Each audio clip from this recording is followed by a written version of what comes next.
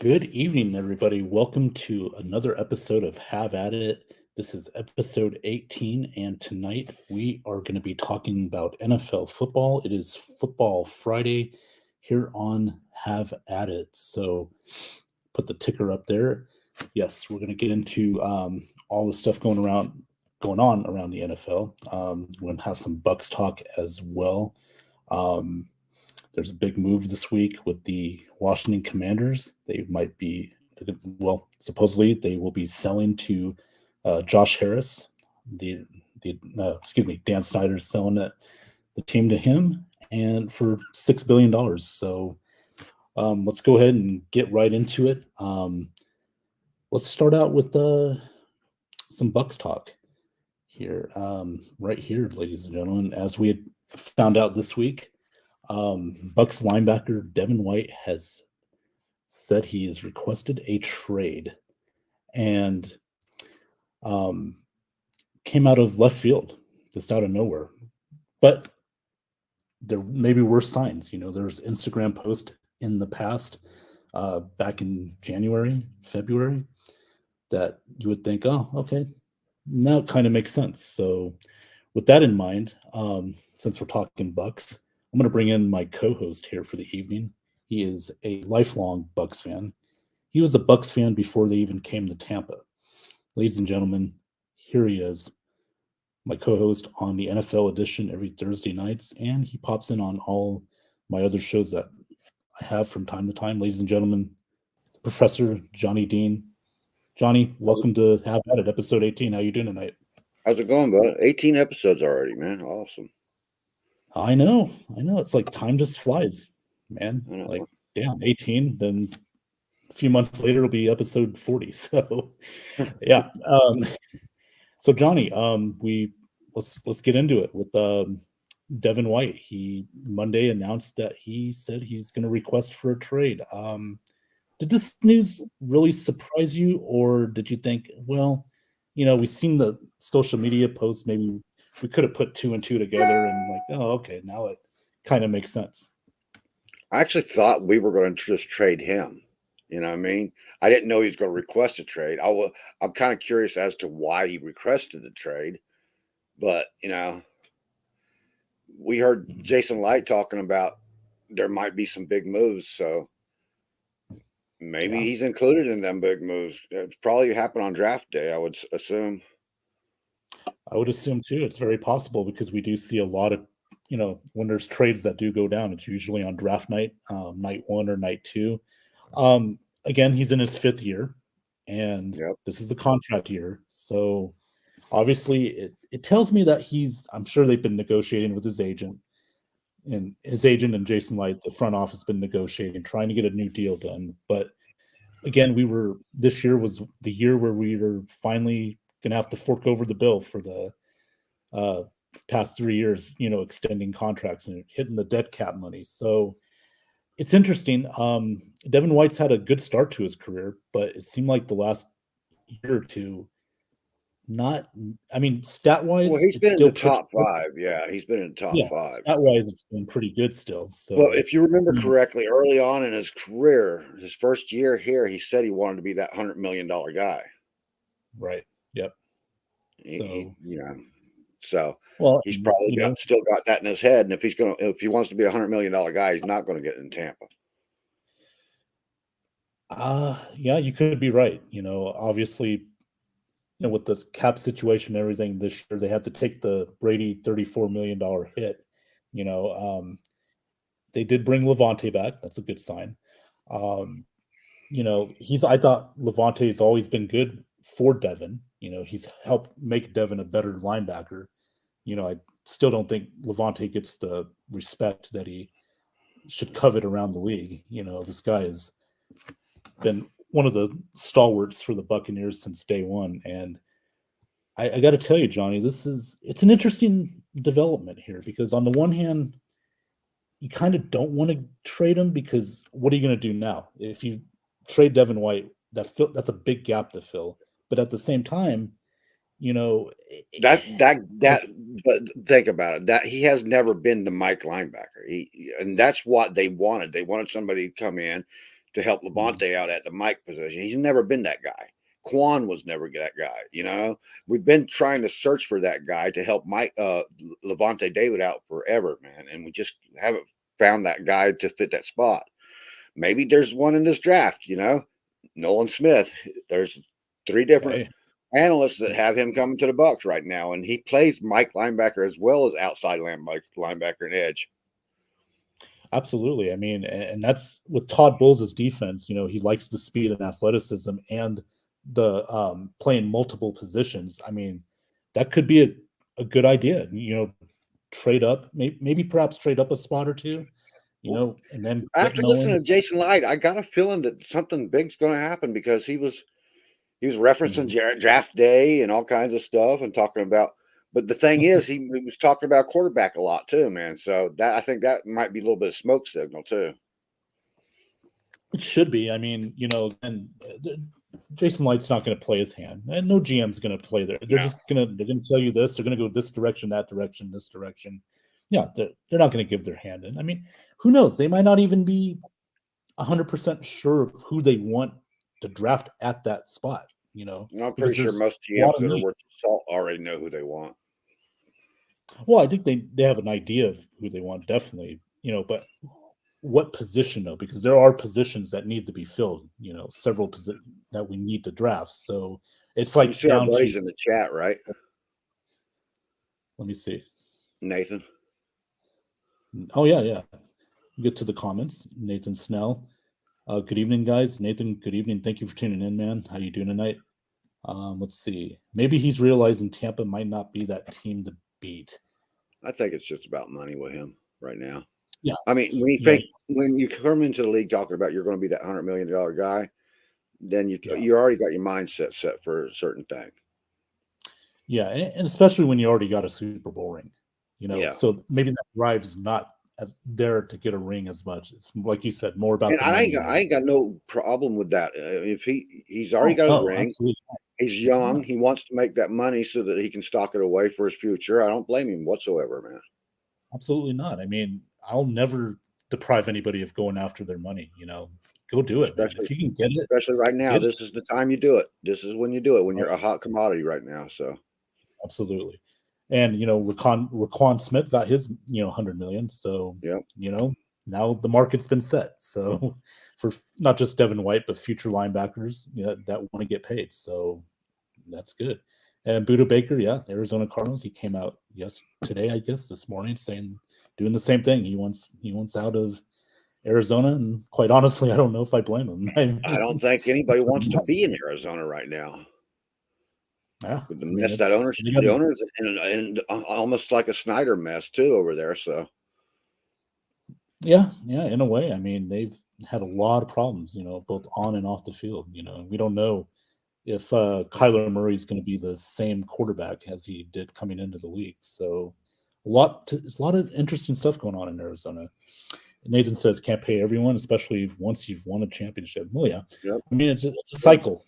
Like once you get to free agency time, you want to get paid. So yeah, that's why you don't have dynasties anymore because you know you can't keep a core together for a championship core for several years. So right. yeah, I mean it's not like the old days. In the NFL, I think Johnny, free agency didn't become a thing until what, like the early '80s, mid '80s or Yeah, something. something like that. But it's the CBA that last CBA that what was his name? Colt McCoy was the quarterback that got the last 100 million, the big money deal on his first on a rookie contract. That's Yeah, what kind of flipped all this stuff around so that if you want a good contract, you got to go after your first contract's up, after your right. 5 year option or whatever. That's where you get your first good contract. It used to be all the good players are expected to be good players, got them big deals right off the bat with the rookie contracts. And then as time went by, their contract numbers would go down. But that CBA changed all that landscape there with that. Yeah, it has. And, football's changed as well, not just, financially, but, with the new rules and everything, just the way everything's structured in contracts, letting players have more control of their, financial freedom and stuff like that. So, It gives them a yeah. chance to prove themselves to the league too. As far as the league goes, that was a great deal. Not so Mhm. much maybe for these rookies that are coming out, but it was a great deal for the league, and it gives us time to see what these guys are getting instead of all these busts. Like Colt McCoy wasn't worth the money that he got on that rookie deal, man. Oh, Not no, even no, close, no, of man. course. Hey, but kudos to Colt, like, Yeah, I'm sure he's retired now. I'm Was he playing in the league last year? Was he still in the I league? think he was a backup in Arizona still or something. Yeah, Okay. Okay. Well, hey, good for Colt, man. Good for him, man. So, Johnny, what do you think ends up happening with Devin White? Does he end up staying here or does he move on? if they're going to make a trade during the draft, Devin White will probably be included in that trade. I assume. If not, then if they're not, if all the rumors from True Report and all that stuff is false, it's this smoke screen, and they just stay the course, there might be a trade like one or two positions up or back. Jason Light don't mind going up a couple of spots in the draft to get who he wants, right? Right. So Yeah. we might see something like that happen. But if there's a blockbuster deal, there's somebody up higher, then I can see Devin White being involved in that trade. I don't know who it would be, honestly. I can't say how far up they'd want to be trading there, but all the I rumors are saying that there's a blockbuster deal that the Bucks are looking at in the for to keep an eye out for. So we'll see. Well, I mean, it would make sense. Devin White is a talented blockbuster type player. When he's consistently good. That's Super Bowl year proved it. When Yeah, 2020, I mean, he dominated, and he's still young. So there are teams that will want him. Now the question will be, will they pay him that 100 million? Are they well, going to say, there's okay, a scale if that we trade, there's a scale they'll have to go by for minimum anyway. You know what I mean? right? So I think minimum you'd get at least a second round pick out of him. I mean, I'm just saying, there's money in Chicago. There's money in Philly can make the money work.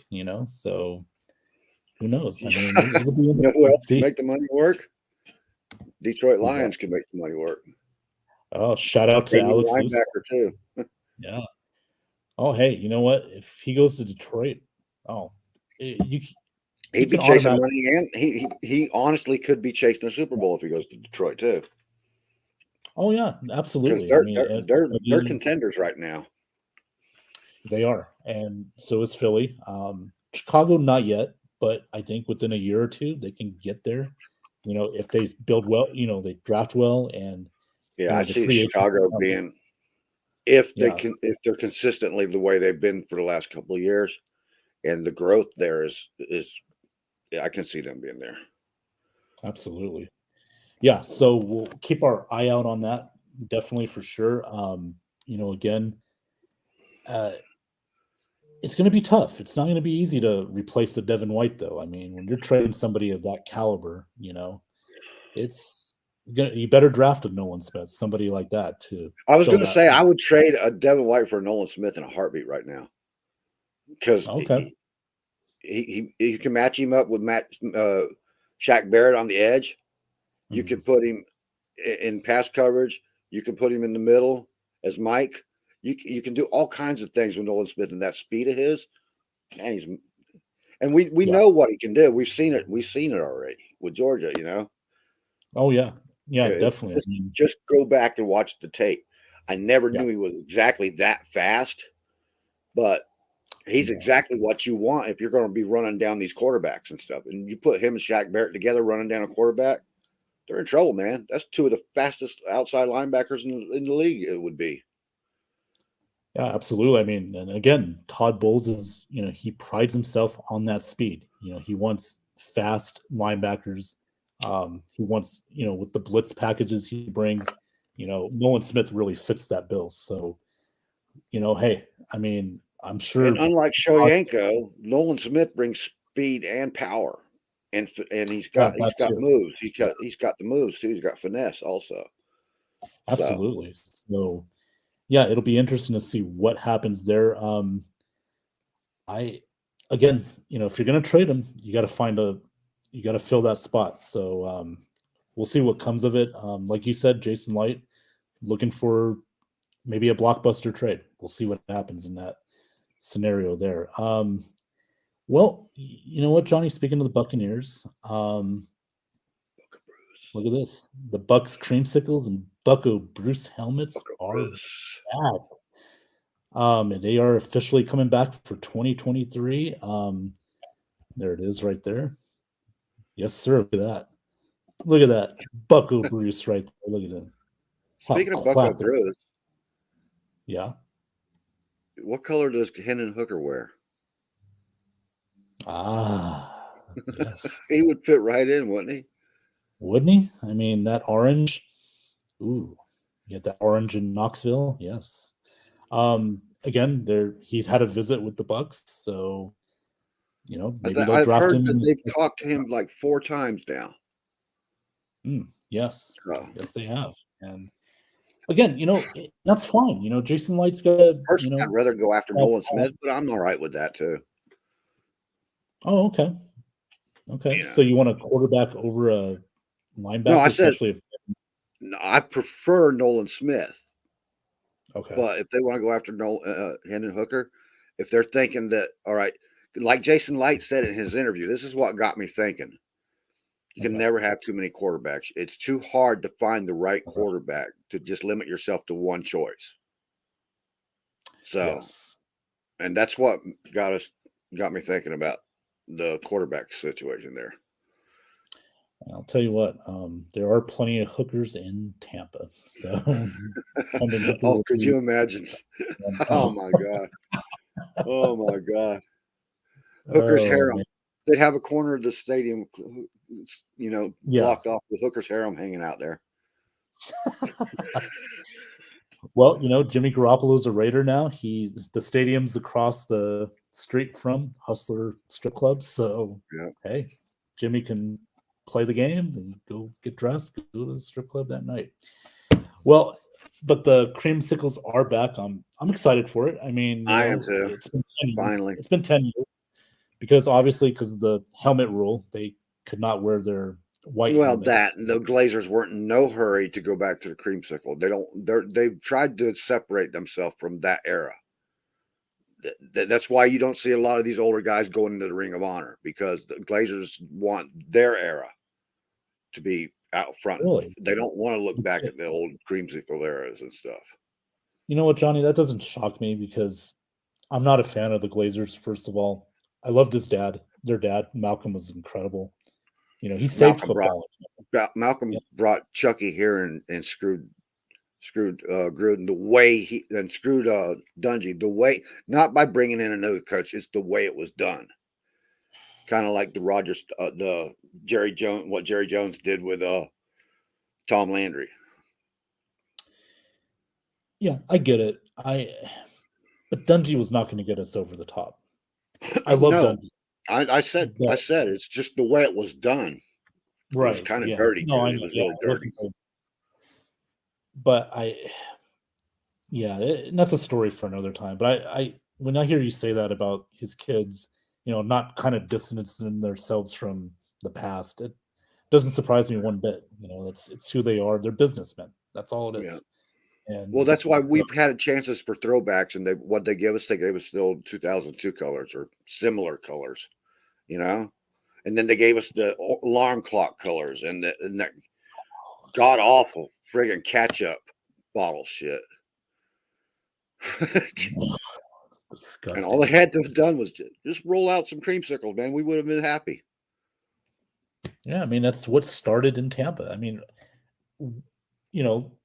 I get it. It was a losing, era. Yes, but it was also the first winning jersey too. 1979. Yeah, they made it to the NFC Championship game against those goddamn first team Rams. to go from 27-0 to the worst to first. That's where it started at, right there. Yeah. But I mean, for some fans, they still associate that with the losing, though, that era, from the 80s and early 90s. But You couldn't have that still, comeback without the losing, though. So see, I know people yeah. don't look at it like that, but that season was just so amazing, man. It was so great to be a part of that season, you know. Yeah, 1979. But man, it just seems like every time we get to that championship game, 1979, the Rams, 1999, Yeah, the I Rams. don't hear about the Rams no more. That But Scott I'm Thaler just tries to saying. throw that in my face all the time. Oh yeah, surprised he hasn't. He wasn't the first one tonight on the comments Burt section. Manuel crap. Yeah. Jeez. Oh man. So yeah. So 2023. I'm trying to think. What jersey should I get? I don't know if I'll get a Devin White one because he might not be there. I already got mine. I got my Leroy Selman down in the basement. I'll be breaking that out. Absolutely. That's The I got the Doug creamsicle Williams already one. set up. You've seen my Doug Williams one, right? In the Yeah. closet. Okay. That's a good one. Especially, I just got finished watching Doug Williams' story all over again, man, and it just brought me back to it. You know, you see that Yeah, on I mean, NFL Network? yep. Mhm. Yeah, it's both great documentary and also a painful one because Hugh Yeah. Cloverhouse pretty much fucked that up and didn't keep him. So didn't think he was worth it. And Well, yeah, Hugh Culverhouse was a no. Okay, yeah, we won't It was prime get time. into that. Mhm. Yeah, well, speaking of the Bucks, again, Johnny, we just found out today that on his, I believe, it's his Instagram post that Gerald McCoy has officially retired Retired, from. yeah. Oh, And you're going to bring up Ring of Honor, right? well, Because that's what's been this going is, on, everywhere I hear it. I mean, 4 all if you time, look at 79 this, tackles for loss. I don't yeah, think he'll be in. I'm saying I got a maybe a 15 to 20-year span right now left in me. I okay. don't think he'll hit the Ring of Honor before I die. So Well, I mean, that's I not. think he might eventually get in there, but there's a lot of people standing into that line. Yeah, no, absolutely. I mean, Ricky Bell's still not in there. So I mean, Yeah. how long's he waited? Like, so yeah, I mean, I don't. I mean, I think he deserves to be in the Ring of Honor. Just not the next 5 years or so. So 5-10 years, but he was a part of the team that was, they weren't very good, and McCoy. Okay, he's kind of in that Grimes situation, man, where nobody looked at Randy Grimes because he was on the worst offensive line ever for so long. And then when they started getting good, is when he retired, He was Right. out of the Yeah. league. So kind Yeah. of got to look at him like that because Randy Grimes was definitely a Ring of Honor guy. And I've made arguments for him to be a Hall of Famer because there was 2 seasons straight he didn't give up a single sack. He was not beaten by anybody in 2 seasons and played every game. So Yeah. there's a good argument for Randy Grimes there, and there's an argument for Gerald to be in a Ring of Honor. I don't have a lot of animosity against Gerald. I just know that I can't name a single play of his. He was not and that guy. I think that's the big thing for me, Johnny, is that no, I've not one of those guys that was pissing all over him, during his heyday. But it's just like you said, what stood out? What's that one play that stood out in your mind that's going to be engraved in your mind for the rest of your life? Like Rondé Barber, picking the quarterback up off the ground and brushing him off, or going to Panthers and saying I'm home now. That holds a lot of weight with me too. Yeah. But I'm talking about a positive impact play, like Rondé Barber, the pick 6 to close out the vet and win the NFC Championship. Well, that's what I'm saying. I can't think of one. Yeah, I can't think of McCoy one. just doesn't have that play, and again, he put up some very good numbers, and I believe he's like the first multi Pro Bowler not to ever play in a playoff game. I believe he might be. I could be wrong. I hadn't even thought about that, man. Yeah.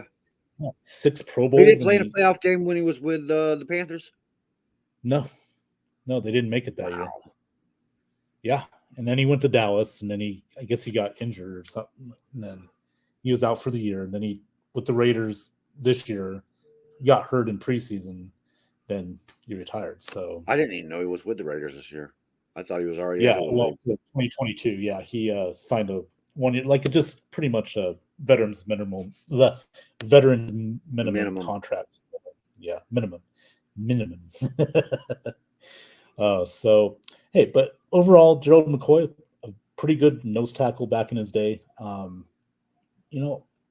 Good player. He was good. He had a good pass rush. He was sorry as hell with run stopping. He Yeah. couldn't stop the run if it was a leaky faucet. Yeah, and I just felt like, yeah, he was part of those losing teams, but you're part of it. You kind of caused it. You didn't have that leadership skill that Right. we could have looked for. I'm not saying he had to be the rah-rah guy, but Levante is a leader. He's not a rah-rah guy, but he's a leader by example. McCoy wasn't either of those guys. The leadership came into effect when we got JPP on this and on the defense, Right. and then it increased with Sue. Mm-hmm. Yeah, and I'll never forget, like you said, JPP. He remember the Atlanta game where McCoy and Quan were celebrating. He went off. Losing, and JPP was upset. Like, are they happy with losing? So again, McCoy was a good player, but he just didn't have that killer instinct that we could have looked for during that era. So, but happy trails to him. Hope he enjoys his retirement, and we'll see if he gets in the Ring of Honor in the coming years. So, yeah, with that being said, how about this one? Our good friend Sean Spencer is just on cloud 9 right now. Obviously, we know this week that Josh Harris and his group are buying the Commanders for $6 billion. So the Snyders are selling it. Hopefully good things come out of this. They should. I mean, the Snyder era is what was it, 6.9 billion like that, dollars. Yeah. That's crazy. And right. But hey, I'm glad to see it. Oh, even yeah. if it is the 76ers and Devils owners. Yeah. Yeah. I mean, but again, the Snyder group, the Snyder couple. Changed the name of Washington now to 76 Devils. 76 Devils. Oh. Yeah, because the New Jersey Devils and the 76ers, the guy owns both those teams, so just name Washington 76 Devils. You're pure evil, Johnny. But no, yeah, as Johnny said, Josh Harris owns the Philadelphia 76ers and the New Jersey Devils. So now he's got a third team. And like I said, I think it's going to be better than anything would be better than what the previous regime. I wish Sean was here because I'd like to ask him a question about that. He says he's going to put, they say they're going to put the team in D.C., right? They're going to get a stadium built in D.C. for him, right? I've heard where. That, yes. Yeah, I mean, D.C. is one hell of a congested area, dude.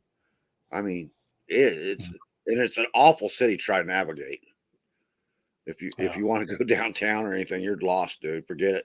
They built that way, like a maze on purpose to keep, if we were being invaded by foreign armies, to keep them confused and choke points and stuff. But those choke points and all that stuff are still in DC. So it's a nightmare to drive through, man. Well, they definitely do want to keep it in DC. I'd like to know where they're thinking about putting it is what I want. On the outskirts, maybe. I know it's not the biggest city, because they're a District of Columbia, and it's like you're next to Maryland. So, it's the DMV. You got DC, Maryland, and Virginia. So yeah, Virginia, perhaps. I mean, I thought they would do better by keeping it into like the DMV, Virginia or Maryland, where they're at, Anne Arundel County or something like that, and just just change the name of them to the DMV commanders or whatever, include everybody in that area. DMV commanders. The Ravens probably wouldn't appreciate that because that would be infringing on their territory too. But they're only 35 miles away from each other, man, for Christ's sake. Right. Yeah. Yeah. Yeah, I don't know. It'll be interesting to see what they do, but I'm right now. You take the positives. If you're a Commanders fan, no more Snyders. I mean, now you got a Yes. new group. Look for the positive, and I think they will. And Well, these are we all will have a very positives. They're just happy, something to discuss and think about. You know what I mean? yeah, and we'll have a very happy fans like Sean Spencer. So, yeah, definitely. We can't let Sean get too happy though. That's true. Yes, because do we play him this year? I don't think we do. Do we? If I looked at the schedule, I No, don't but think we play the Ravens we this year. played. Or no, wait a minute, we played the Ravens last year, didn't we? Yeah, yeah. Okay. Speaking of Devin White, he got killed by the Ravens. The center just dominated him in that game. That was hard to watch. So Yeah. that's where the inconsistency comes in with Devin White. He has good games, and then he has games Yep. like that, and that was the one where he loafed. The fans were like he was loafing on the side on getting back. So yeah. Next up, let's talk about this one. As you know, DirecTV ended their contract with the NFL Sunday Ticket. It is now moved to YouTube. Now, the pricing on it, we just saw this came out this week. If you're a YouTube TV subscriber, it's going to cost you cheaper, obviously, because you already got it. But if you're not a YouTube member, You will have pay a till little June bit. 6th to become a member, though. So Well, you have June. It's until June 6th to get the discount. You yeah, can do it at but you any have time. until then to sign up for the package with YouTube. Right. So here's show a picture here. There it is right there. So the pricing structure, and I'm going to take this banner off here so we can read this. So basically what it's saying, if you're a YouTube TV subscriber, you'll pay the $249 for the basic season-long package of out-of-market games if you sign up during the pre-sale that starts today and ends June 6th. Yeah. Yeah, $289 if you want the Red Zone channel, which you should because Red Zone is awesome, and it is awesome. It's one of the best channels you can ever have. So, yeah, no doubt about it. Now, after June 6th, however, it is $349 for the basic package if you missed that pre-sale. So don't miss it. And then it's $389 for the package, including Red Zone, if you missed the pre-sale. So, yeah, you want to get on that if you're a YouTube TV subscriber. Well, I have questions before. I can't just jump on that because I have questions about that. Are they going to bill you through the season for it like DirecTV did? Because that would be okay if you're billing me in increments through the season, just like DirecTV did. And when you get it, are you going to have access to all the eight games that are playing at a time, like we had with DirecTV? Or is it going to be okay? You have to watch this game if that's the game you're choosing to watch. Okay, no, they're going to keep the same style of Sunday Ticket, so you still get to watch the 8 games in one thing. All right. They're going Well, to still, that leaves me with the payment system because right. DirecTV always had the payment system there. Yeah, this one they didn't specify on specifically how to do that. I think right now they're still telling people, and that's hey, a pain because YouTube doesn't have anybody you can just call and ask. Yeah, well, they do have a number, but yeah, I think what you're saying is the customer service may be a little bit harder to reach, as far as any questions you want to, like you're saying, will there be payment increments, like DirecTV had, where you pay like $70 a month, for the 4 months. So, but to finish up on this, I want to say that this is for the non-YouTube TV subscribers like myself. I almost got YouTube TV earlier in the year, but they did not have A&E, and if you don't have A&E, you will not be purchased by me. So I just looked over their packages. The A&E was definitely on there on YouTube TV. Yeah, really. They yeah, didn't have the new package that had this with it. I was just going through it. Okay, well there you go, John. I may change. And they even have a Vice Network on there. I was looking for that too. Oh, okay, yeah, that was another one they did not have, but now they did. Well, I think they're trying to lure us, getting those channels. If they want me to cut the cable, they gotta give me what I need, right? You know what I mean? Absolutely, that's the goal. That's the goal, Johnny. Now, if you're not a YouTube, subscriber, I am a YouTube Premium guy, so I don't know why YouTube Premium gets left out. But anyway, you would be paying before the June 6th, you'd be paying $349 for the base package and $389 for the package with the red zone. Now, here's where not having the YouTube TV comes in. This is where the prices get raised up. If you get it after the pre-sale, June 6th, you're paying $449 for the base package. That's just the base package. And if you include the red zone, it would be $489. So you're talking $500 here, Johnny. I mean, that's a lot of money. Now, the thing is, though, that's if you don't have YouTube TV. But if you get YouTube TV, so in a way, you're still kind of paying the same, because even if you have it, you're still paying the $72 a month for YouTube TV plus the package. So really, you're kind of, you're still paying a little less, but you're not really saving much. You have, in order to do it, you really have to cut the cable, because you can't afford to be able to keep your cable subscription and do that. That's the whole point there. And that's why I need to have questions answered, not just a little flip thing with the prices on there. I need to know. I have to talk to somebody and have them answer my questions before I commit to that, man. Absolutely. I mean, we're talking a lot of money here. That is, yeah.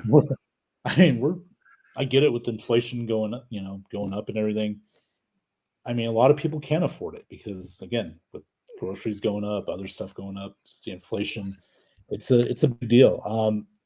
But if you're going to pay for that kind of, you want this to be really good. You want the 8 games on one screen. Yeah. You want the red zone. You want all the features it has. You want to make sure they're updated, they're improved. So yeah, I'm with you, man. if I'm going to pay that kind of money, and I probably will, because again, the Bucks this year are probably not going to have as many primetime games. Exactly. Because, Tom Brady's not there. Well, I cut because DirecTV just basically said screw everybody with the Sunday Ticket last year and build them however the hell they wanted to build them. I cut the cable on them last year, and I was stuck watching the Bucks on the NFL app, where it just shows where they're down in distance and where they're at. It doesn't show any of the gameplay, Right. Yeah.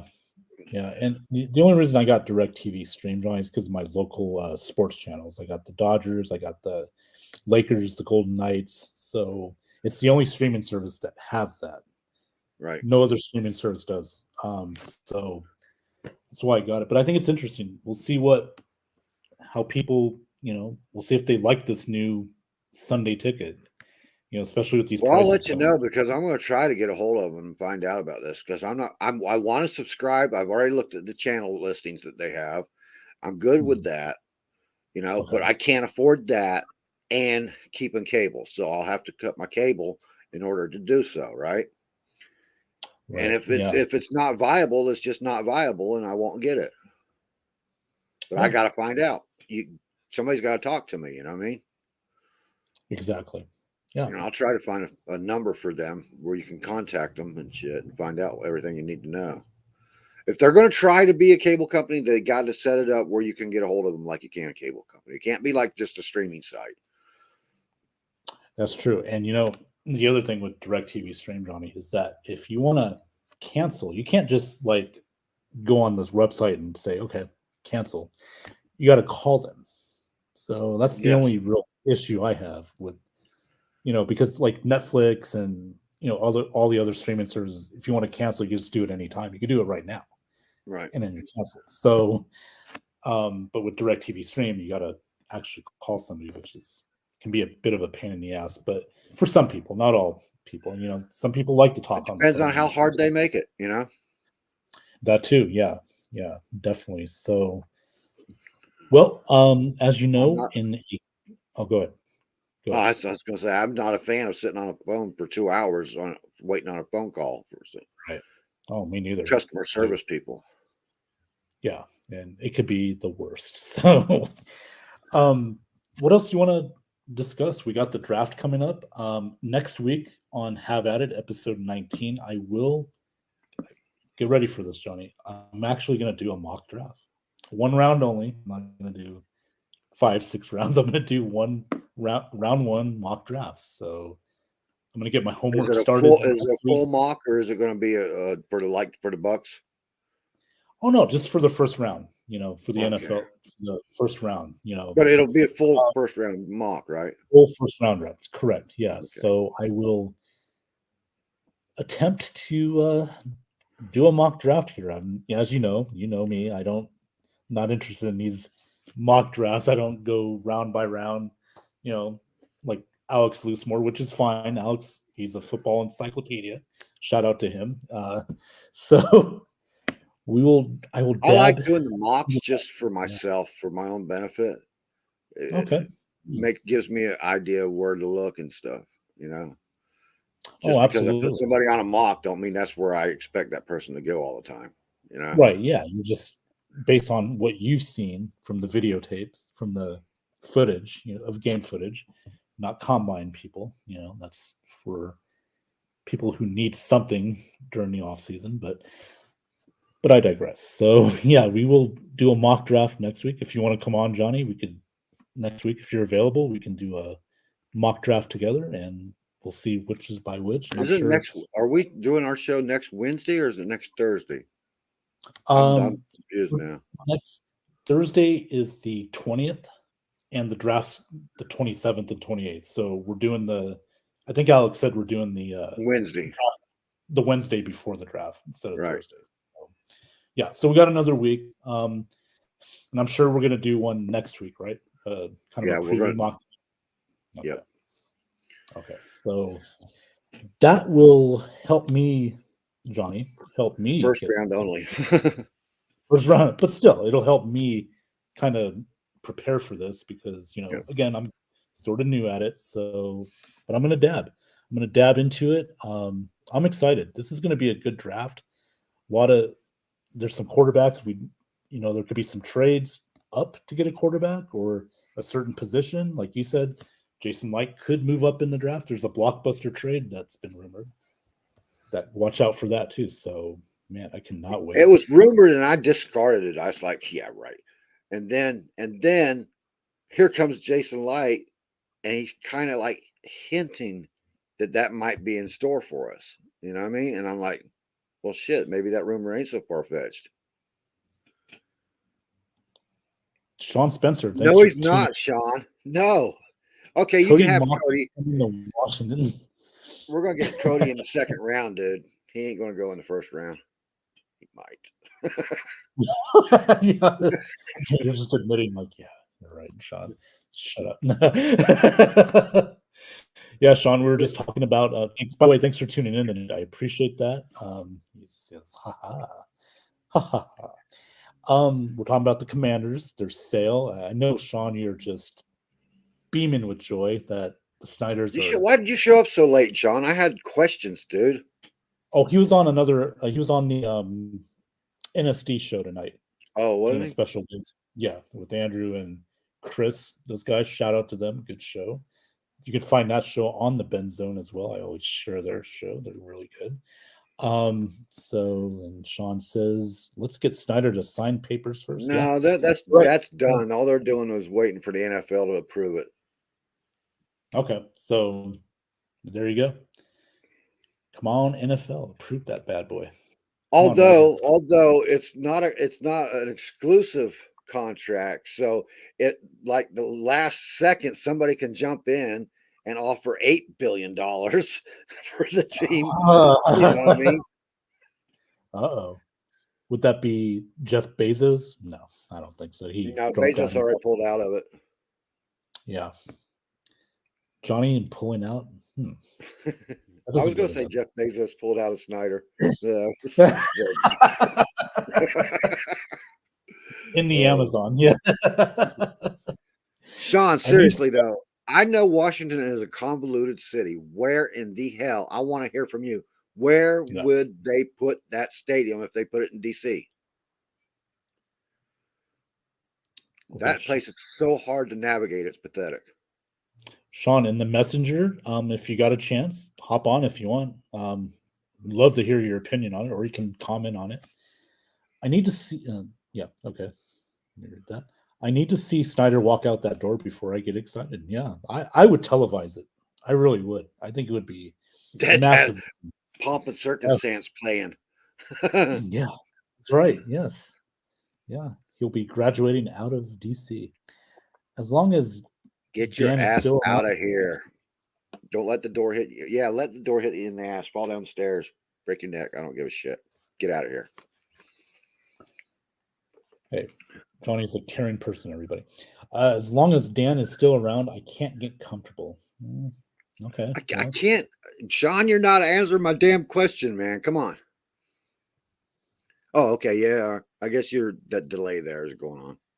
really, Bezo is another Snyder? That's interesting. I did not know that. Huh. What do you mean by that, Sean?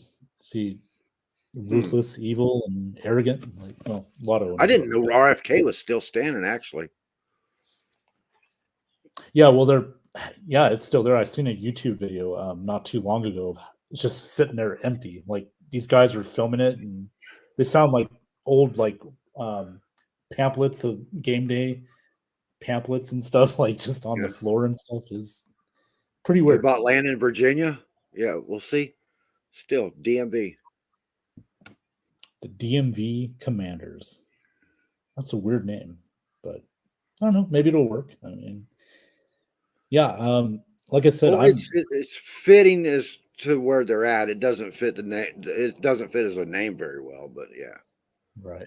Yeah, we own that land. DC wanted to get us back there, but they didn't want to work with Snyder. No. Well, Yeah, if DC doesn't want to work with Snyder, who would, right? DC. Oh man.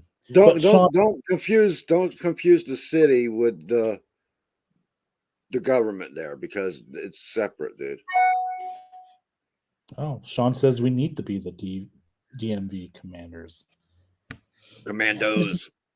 Commandos. That's just DMV though. It just sounds too. Have Oh man, I gotta Stallone for your mascot, man. Go with Stallone Commandos and have Stallone for your mascot. That'd be cool. I don't know. DMV just sounds too. Oh shit! I gotta Too go get much my like the smog. driver's license office, right? Right. Oh yeah. I I gotta knew- go get. I gotta register my car. Yeah, kind of thing.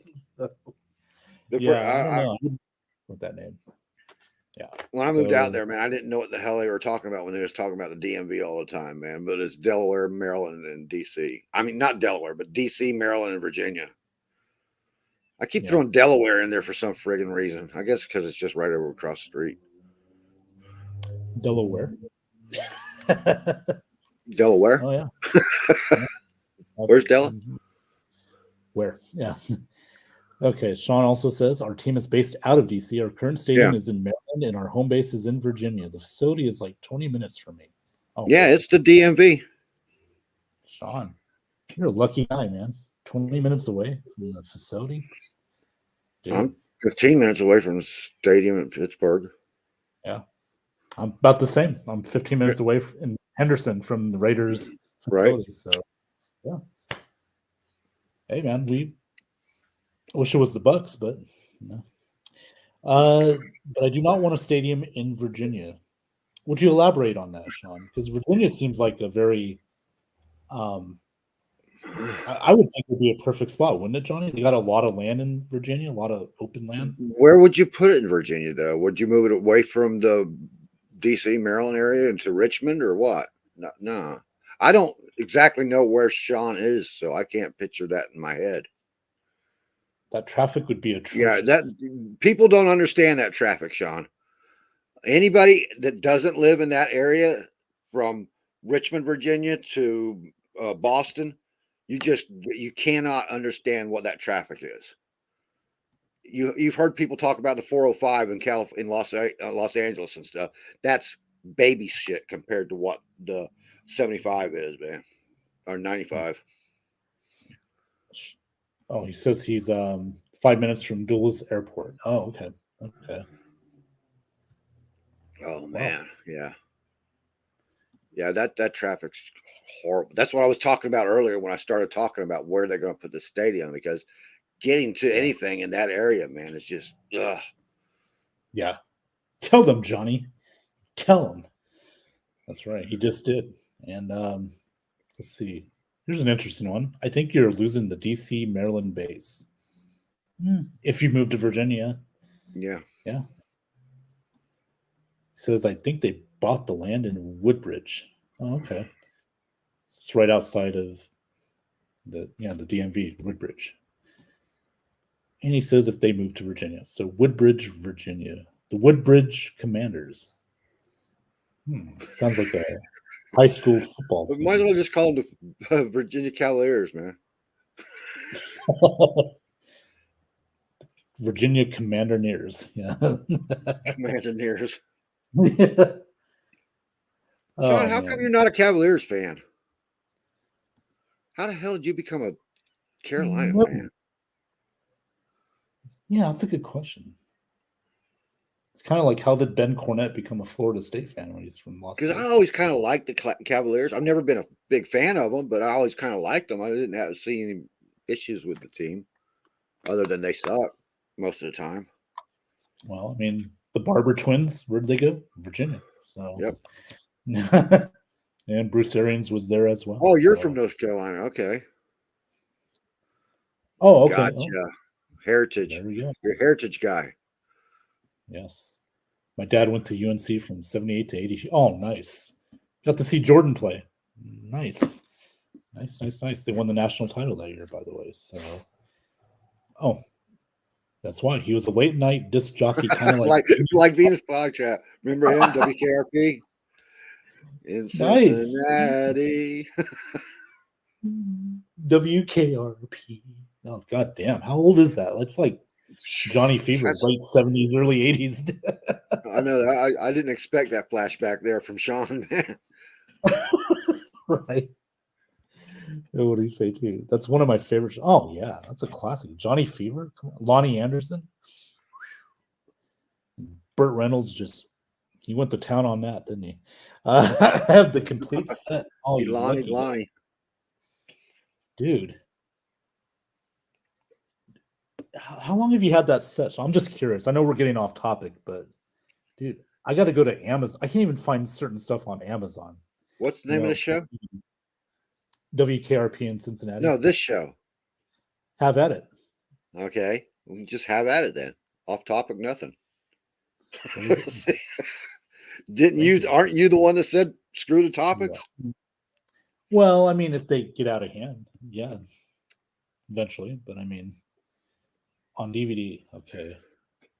Bailey Quarters is my secret crush. Yes. Oh, I don't blame you. Oh, that's where you got it. I got it from eBay in the early 2000s. Oh, there you go.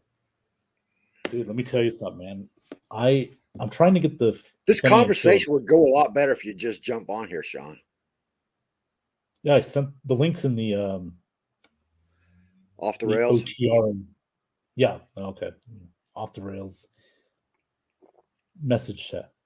Oh, he's driving, so he cannot.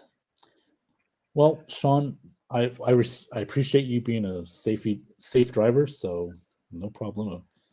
Oh, he says, give me a minute. Okay, well, are you on your way home now? You know, we don't want you to stop in the middle of the night, like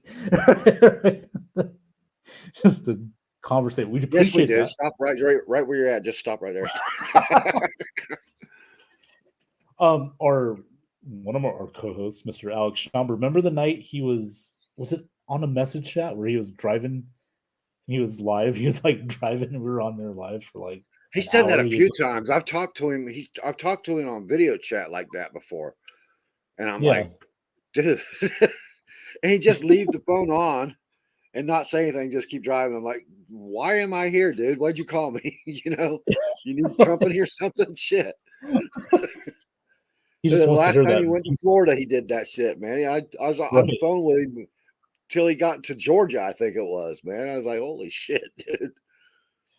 6 hours later. I want to hear that beautiful voice of yours. That's why. I mean, it's very comforting in the middle of nowhere. So driving down to Georgia. You know, so Especially when I I'm don't saying, "What the blame fuck are you doing, Alec?" What? I wonder how many times you said that. What the fuck are you doing? Multiple. How do you all ugh, it's easy for me to say. How do you Facebook. all of you guys know each other? I've known I've Johnny known since been on Facebook for a long fucking time, man. 2010 or earlier. I I don't think know. so. Yeah.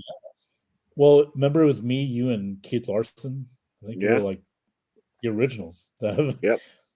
Because we had a group called Bucks Fans Are the Bomb. I think that's what it was called. That was the Yeah. first group I was following, and saw Johnny on It there. wasn't for the And faint of heart, man. That's for sure. There was all kinds of fighting going on in that group. wow, it was like, man, and for good reason too. We were just a very terrible football team back then. So, Josh Freeman days. It was the oh, Josh Freemaners against the get Josh Freeman the hell out of here people. Remember that? There were no, so many people that loved Josh Freeman. It was like Jameis all over. It was Jameis before Jameis got here. what was worse? Was it Josh Freeman or Jameis? Not football wise, but just from a fan Fan point of divide. view, yeah. I don't know. I think they were like right there together, dude. I gotta say it's more Jameis just because people just it's the Florida State side of things. So Yeah. it's the Florida Gator side of it. Like it's like, oh my god, I'm a Florida State fan, but I'm like, I call it like it is. He didn't turn out good. He was a bust. No, Let's just he call it like it was. No, he Josh wasn't. Freeman got me when he insulted our older players, man. You know, and that was it for me with him. I was done with him. Get out of here. Yeah. Josh Freeman was and I've said this many times. Josh Freeman was a professional football player who loved being a football player, not Playing. working. Loved Right. the money that came with it. And speaking Yeah. of a guy who loves football, let's bring this guy in. Look at that smiley face. You made it. Mr. Sean What up, Spencer, how you gentlemen? doing, buddy? What's up, Good. How buddy? you doing, man? I am doing well, man. I am doing well. Still I'm telling you, still waiting on the ink to dry, but it's all good. I'm glad that the wheels are in motion. The only Yes, people sir. that can stop it now is the NFL committee. So I still don't think think they're gonna Dan do has that. some kind of something up his sleeve. I just can't get It's him so, out of there. so many All years of that, huh? Yes. Wait. Okay. Who I'm are we a tortured talking about? soul. Who are we talking I to? can relate to Sean that, buddy. Spencer or Alex Schomber? Who are we talking to? Right. Sean or Alex? just when you think they're gonna do good, then they're gonna bomb. I've seen it every time, man. Alex, like, no, you know what? They're gonna suck this year. Fuck that. They're gonna suck. Like, we're gonna lose in the first round. Like, I'm telling you right now, man. Like, He hasn't even seen their recruits or nothing yet. And Right. yeah, they suck. Like, they're not gonna pan out at Oregon. Like, man, we're just gonna be a sorry ass team in the Pac-12. Like, Bo Nix. Bo Nix. Right. He said Bo Nix is terrible. This guy's awful. I was like, he's actually pretty good, that's a man. great year. Yeah, but he wasn't that good. Like, come on, Yeah, you're right. Oh, So my yeah, God. Sean, I mean, sure, I understand how you feel, but I mean, I'm just looking at the positive. Like, you're getting a new owner. Just the change, it feels like a good sign for right now. I know Yeah. you're a little pessimistic, but I'm just saying I'm looking at the positive here. That okay, So they're selling Sean, it. go Go find a reservation and go to one of their parties when this happens. right, oh, yeah. I want recording. to see, honestly, I want to bring them all in and just let every one of them just dance on Dan Snyder's, and we'll just do like a tombstone and dance on his proverbial grave. Like, I want them to all have as much fun as they can on it. It's just look, so at the end of the day, like I said, I'm a tortured soul. So it's going to take 3 or 4 years, even after we're outside of it, for me to be like, okay, it's finally here, because he's done it to us, man. You're going to be hard. watching the new ownership going, all right, what are you guys up to? Well, right. Exactly. It's like, well, you just expect it, man. It's painful, man, because look, in all honesty, everything is really going in the direction that I want it to go. Okay, we have we that's signed scary. up. Well, right, we signed up my my top D lineman. Got 2 more still on rookie deals. I'm like, okay, good. We got a position where our offense is pretty solid. Wide receivers are good. We got 2 running backs. We got a quarterback that he's very young, but we got a new offensive coordinator that's worked with the great guys. So we're kind of seeing with that, like everything is falling into place. Even but you know what even isn't falling into place yet, and it isn't going to happen. Cody Mock. No, that's the part of the puzzle falling into place. I don't know what you're talking. Come on, Johnny. All right, I was just about to compliment you. All right, you know what? I'm not even saying it. But I mean, Shout out look, to to our your point though. good To your friend, point, like Nick Rosario. Hey, Sean, come on now. this guy. Like, Shenhouse sucks. He's going to be a bust. Yo, all right? as a matter of fact, look, let me 20%. apologize to you guys. I didn't mean to get crazy in the comments last night. All Oh, right, I but thought I it was never, hilarious, man. not once said, I didn't never say that Sam Howell's gonna be the next Joe Montana. He kept saying that. I was like, no, are you kidding? No, I just like the situation. Yeah, no, Sean, don't apologize. We love comments like that. It makes the show better. Like, But in the back of your mind, you're sitting there or going, I hope he turns into Joe Montana. I hope Oh, absolutely, absolutely. come on, Sean. Come on now. He's not going to do that, all right? He's going to be a bust. Brissett is going to win that job. I'm telling you right now. And they played the Bears this year, by the way. I cannot wait. I'm going to focus in on that game, man. I want you and Nick to do something live. You got to do something when that game. Well, so we were going to go because we played them last year, and it was in Chicago, and he lives in Chicago. So I was going to go. Last minute, something came up where I couldn't get out there, but I was going to go because it was a Thursday night game. That's why. And I couldn't get off work. But I was going to go out there for that game, and we were going to go watch it. And now I wish we would have. I mean, it was only 12-7, but still, I mean, I would have given it to him all year long for that. But this year, I'm kind of nervous because I'm like, you just shut your mouth, Sean. All right? He had the ball. Well, I think you guys and Chicago are right there together, man. They're kind of like they're the same team basically. Yeah. Right now. Oh yeah. Well, Sean, I got to tell you though, except the quarterback situation, of course. Right. Well, and then Chase Young. Are we going to finally see a healthy Chase Young? I mean, he's getting. If we see it, all right. Let me get this off my chest. Chase Young sucks. Okay. A healthy Chase Young isn't what he was boosted up to be. He's not that guy, dude. Look, I'm sorry. This is what I'm going to say about Chase. When he came out, was he worth that pick? In my opinion, yes. Because, yes, his first year, he was rookie of the year, but he only had 7.5 sacks. It really wasn't that great of a year. But where he contributes is more of a culture builder. What Chase Young handled by Donovan Smith. Well, what Chase Young was for Washington was the sign of the new era. If you look at what we had right before Chase Young, what led us to that pick, we had the late Dwayne Haskins start for us. Josh Johnson came in for us those last couple games and actually got us a win. It was like our second or third win of the season. So Chase Young was the change. Since then, Jonathan Allen, Deron Payne, Montez, all these guys, now that line is legit. Johnny, since the injury, I got to agree. I have to. This and it's more because what we're starting to hear is he was cleared to play probably about 3 or 4 weeks before he actually came back, but it was all mental.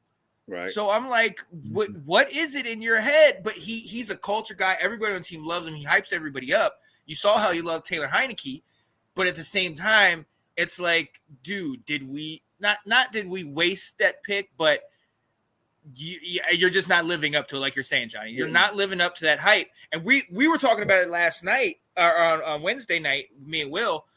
Do we pick up his 5th-year option? I mean, because if he's not showing you anything this next coming year, I mean, I'm sorry, man. He might be trade bait.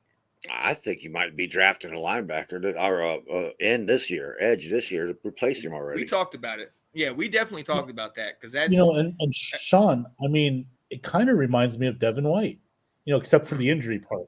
He's a hype guy, gets everybody hyped, and the culture guy, but still, you're not getting the total package. You're not getting that consistency on the Right. field. You're not You know, getting Devin White the full package of what you was expecting. He is a Right. top right, five he's the overall pick in the linebacker. 2019 He's- draft. Yeah. So Yeah. they have That first similar. year, a lot of teams lived off of the fear of what they expected him to be. Oh, this is the great pick. Oh my God, we got to worry. But like you said, in that that playoff game, he got exposed. He got shut down after sitting there saying, I want Tom. And Yeah. you didn't do a thing in that game. Like, seriously, it really started to. And the funny part about it, Johnny, is if you look at it, or guys, if you look at it, that year we had a really terrible schedule.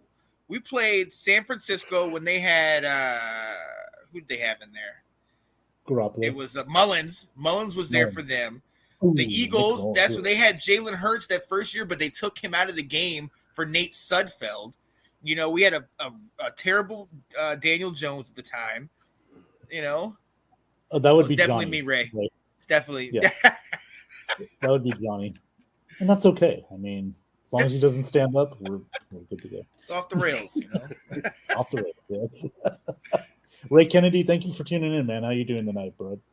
By the way, he's got a show, Cup of Ray. Yes, you can catch that every, I think, middle of the week, early week, midweek. Yeah, Ray does a good job on that. So yeah, no, go back.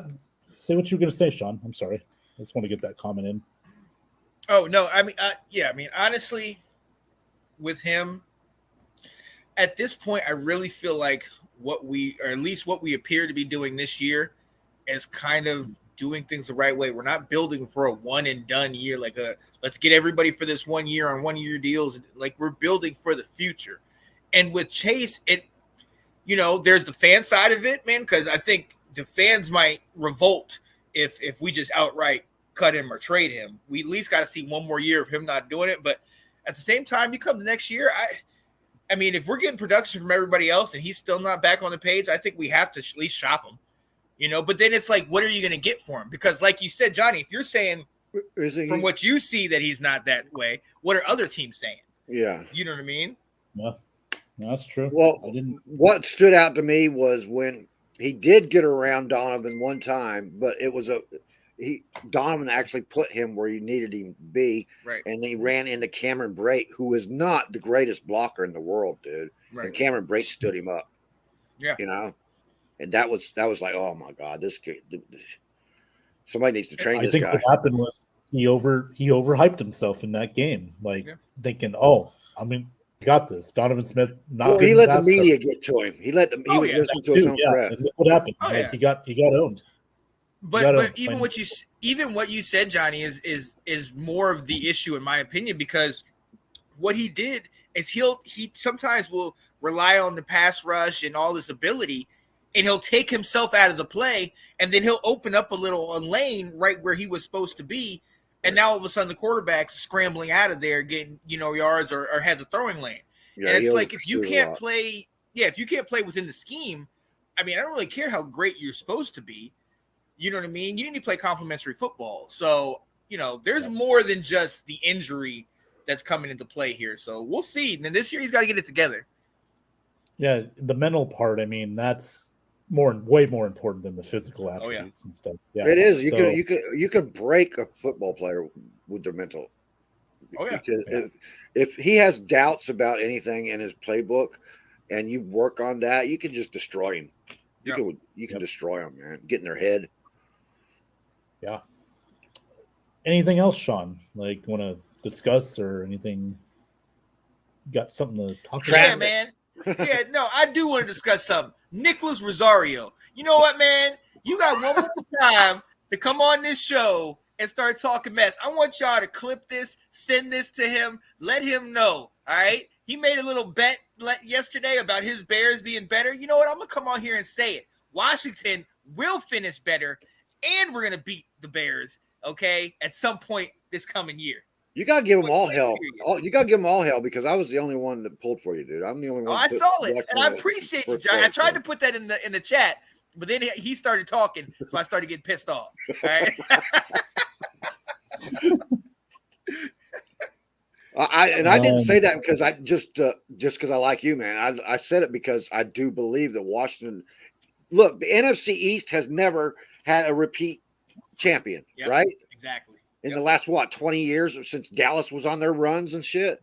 Mhm. So I don't see it changing this year. No, It's going to be another champion up there in that division, man.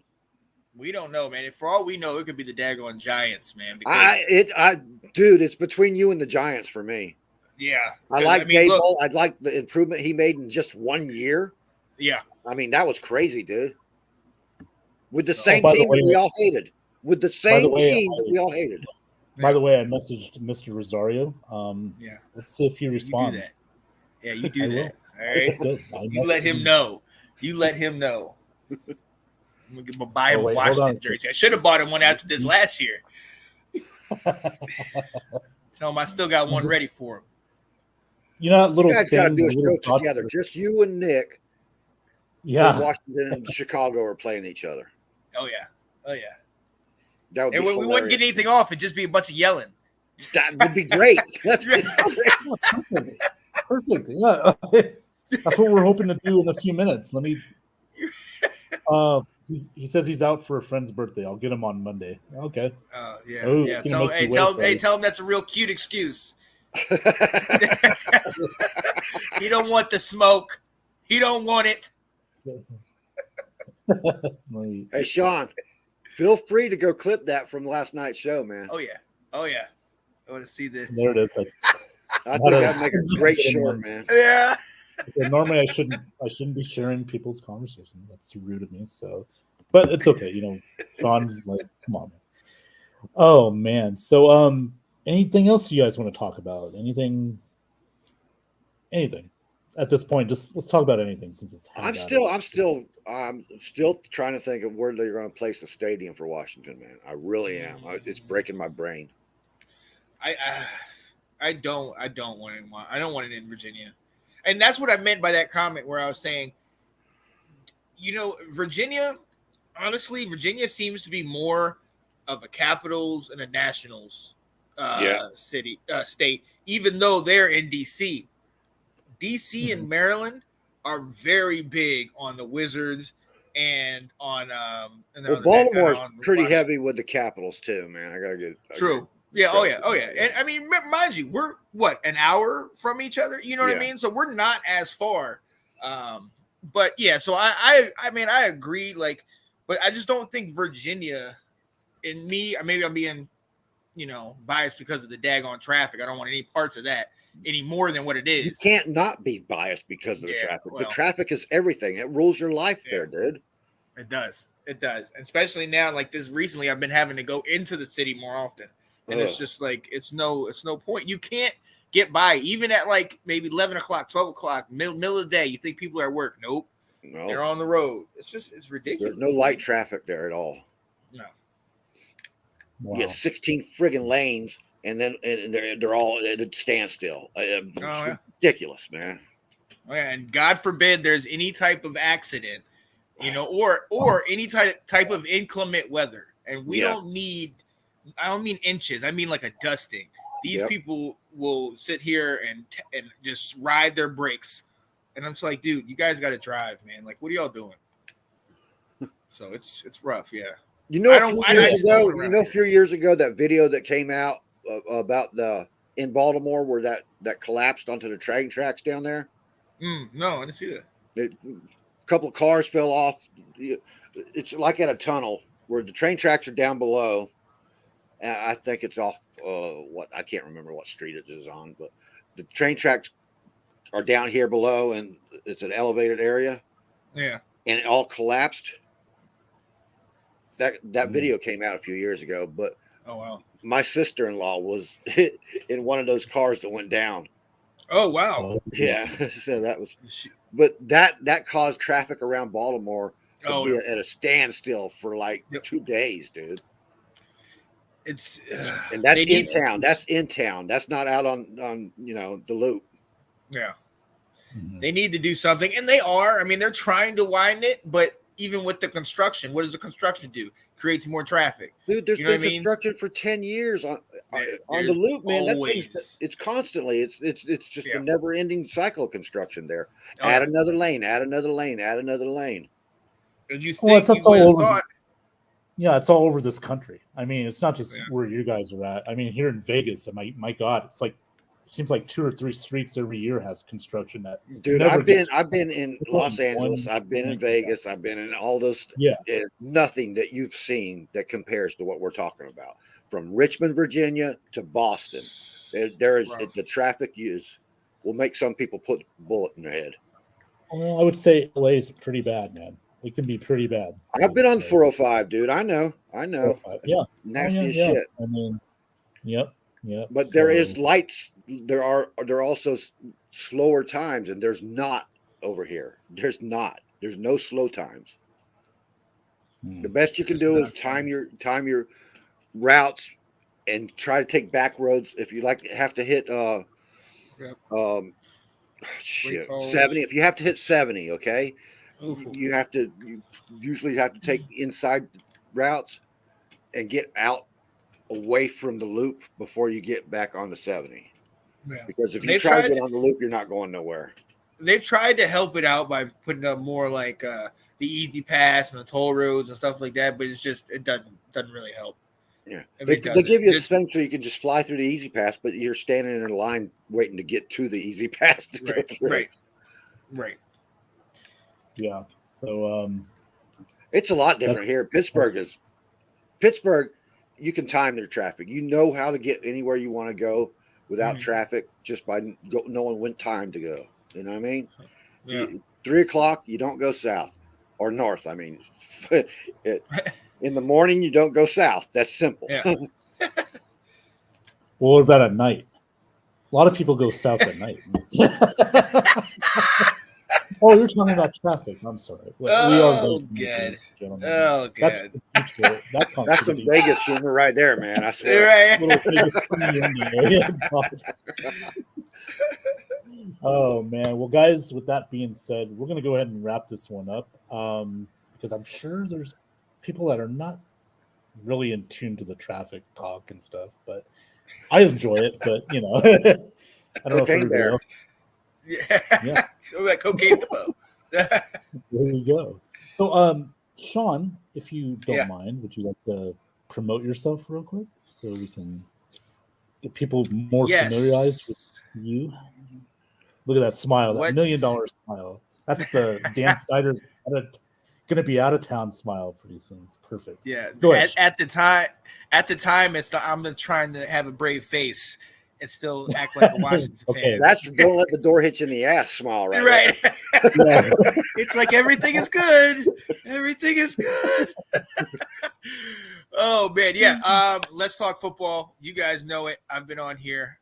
Love coming on here with you guys. Thank you for having me on.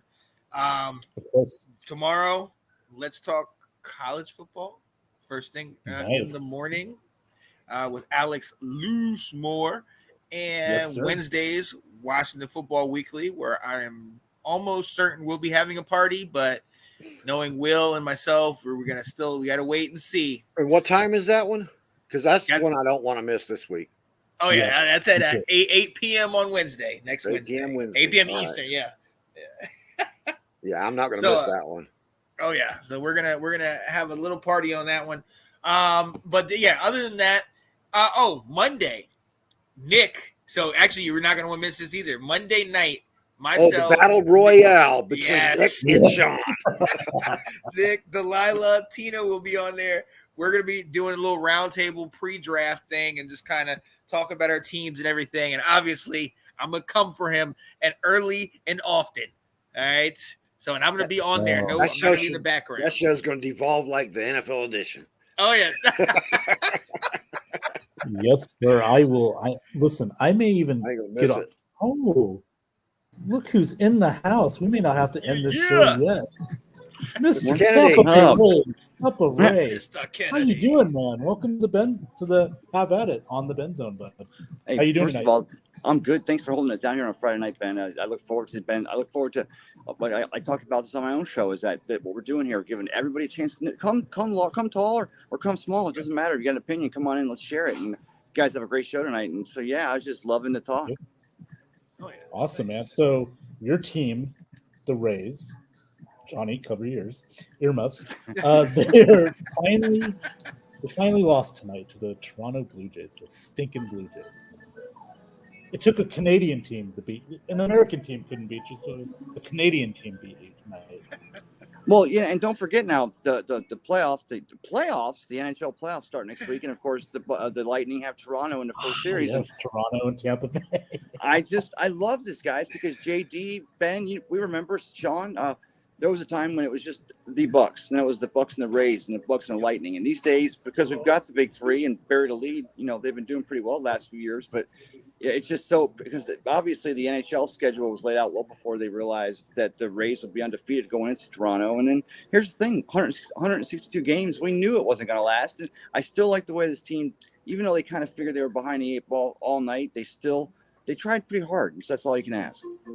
Yeah, no, absolutely. I mean, good things come to an end sometime, but still, 13-1. Come on, man. That's yeah. Is it I 13-1? just liked all the I liked all the comparisons they had with what was it, the team from the 1800s that was apparently like 20-0. I was like, oh wow, we went that far. Dear God. Well, Yeah, I mean, the 13 games in a row, we tied with the 87. Was it 87? I forget the two teams, but basically 13 overall. And we weren't down here. We've been talking about this, and guys, we know covering sports and talking sports. We just talk about whatever's topical. And having won the first 13 games was topical. But instantaneously the game ended tonight, and I saw somebody pop in and say, "Wow, this is what happened when you play the real teams." And I'm like, "No, not. It's sport. It's ball. Enjoy it." Yeah, no, Ray, to switch subjects here, because we could see Johnny's kind of come on. Johnny's fine. No, Sorry, JD. I've been biting my tongue. I've had so many snarky comments I could have made, and I kept it to myself. Okay. I appreciate that, John. I appreciate that, man. So as you know, the Devin White talk, we know he's asked for a trade. We talked about it I thought you were earlier. going to hit Ray up with the Bucko Bruce talk, man. Oh, we That's will. Ray In a Kennedy, minute. the historian. I just want That's the historian. Yes, I want to get his thoughts on Devin White. This is a very important topic because he might not be a Buccaneer this year. We don't know. Like, Yeah. what do you think? I mean, I've heard you on your show, but tell us, does he stay a Buccaneer, or do we see him in another uniform this year? Does he get what he wants? I'm Ben. They talked about the timing of it, right? It's not like Lamar Jackson when he drops that tweet when John Harbaugh was literally sitting down at the owners' meetings talking about, I asked if you're traded. But it would behoove Jason Light. Here's the thing, okay, Devin. Maybe your coverage skills, with Levante and of course Barry to lead. I think still one of the best defensive fronts if you count your outside linebackers and linebackers. Very young, and still improving a bit. But Shaq Barrett, Vita Vea, Gage in here now. You got Joe Tryon and Logan Hall. The thing is that but guys, I said this back before we signed Godwin. I said, we can't afford to have 2 receivers and $20 million. And you know what, Jason Light, knowing what he knew, and he knew we needed that, and ended up we needed that, but. You got a linebacker already talking second contract, which, by the way, he was talking about before we drafted him out of LSU. But I mean, 100 million, I don't want to see him spend $100 million on a middle linebacker if it means we're not going to be able to sign a Vita Vea, or we're not going to be able to retain our secondary. And I hate to put Devin down. I'm not saying he's not part of that mix, but at the end of the day, I think that $20 million a year could go a lot further than just some guy who's professing he deserves it. Oh, no. Well, especially Ray, where you don't see the consistency with Devin White these last couple. You don't see like you'll have good games, but then he'll have a bad game. Baltimore, Thursday Night Football. We saw how he got destroyed by the center for Baltimore. I mean, if he was more consistent, I could see it. I can make a good argument to say, okay, here's $100 million. But I don't see the consistency. I mean, I just don't. I got to see it first. Yes, he's a great rah-rah guy, gets everybody pumped up, but it could be that maybe Levante's made him better than what he really is. Wait till he goes out on his own. I don't want to pump Devin White up at all, okay? But I got to say something, man. Okay. You take a center on any team in this league, and they're normally going to blow up a linebacker, dude. Yeah. I mean, Devin with that fast speed, though, should be getting past those guys. He's got that blazing speed that can get to the quarterback. And we've seen it. So I just want to see more consistency out of it. I know what you're saying, Johnny, but Well, I mean, and guys, last year, the Roquan Smith and the Chicago Bears, that was the litmus paper. And I know you guys probably all thought the same thing when Roquan wanted that big money and the Bears ended up trading him away. And you're like, well, because the Bucs are looking down the barrel of that gun, if you will, pardon the expression here on a Friday night, tearing the Benz on. But I mean, that's exactly what they're looking at. And it's not to put down Devin White, his backside pursuit, his heart in the game, runs like a horse. I mean, obviously, literally, but also pun intended. Nice. But I don't, even if you figure out a way to get the receiving core down, or a year from now, maybe you don't have, 3 receivers that are averaging between Gage, Godwin, and Evans, $50 million a year, maybe. That's a luxury you can afford to have. But when Roquan Smith, when the Bears decided last year, Pace, the manager there, when he decided that this was they want to go the other way. I mean, Bucs fans out there, I think we all agreed that we all were like, that could be exactly what goes on here. And so we're at the precipice of what's going to go on here. And so it's interesting to see where it does go from here. Okay. Well, I'll trade Devin for another Smith. Nolan Smith. Hey, so Ray, Johnny wants to know, since you're the Bucs historian, the creamsicles are back. Yes. I know you love it, right? I know you love it.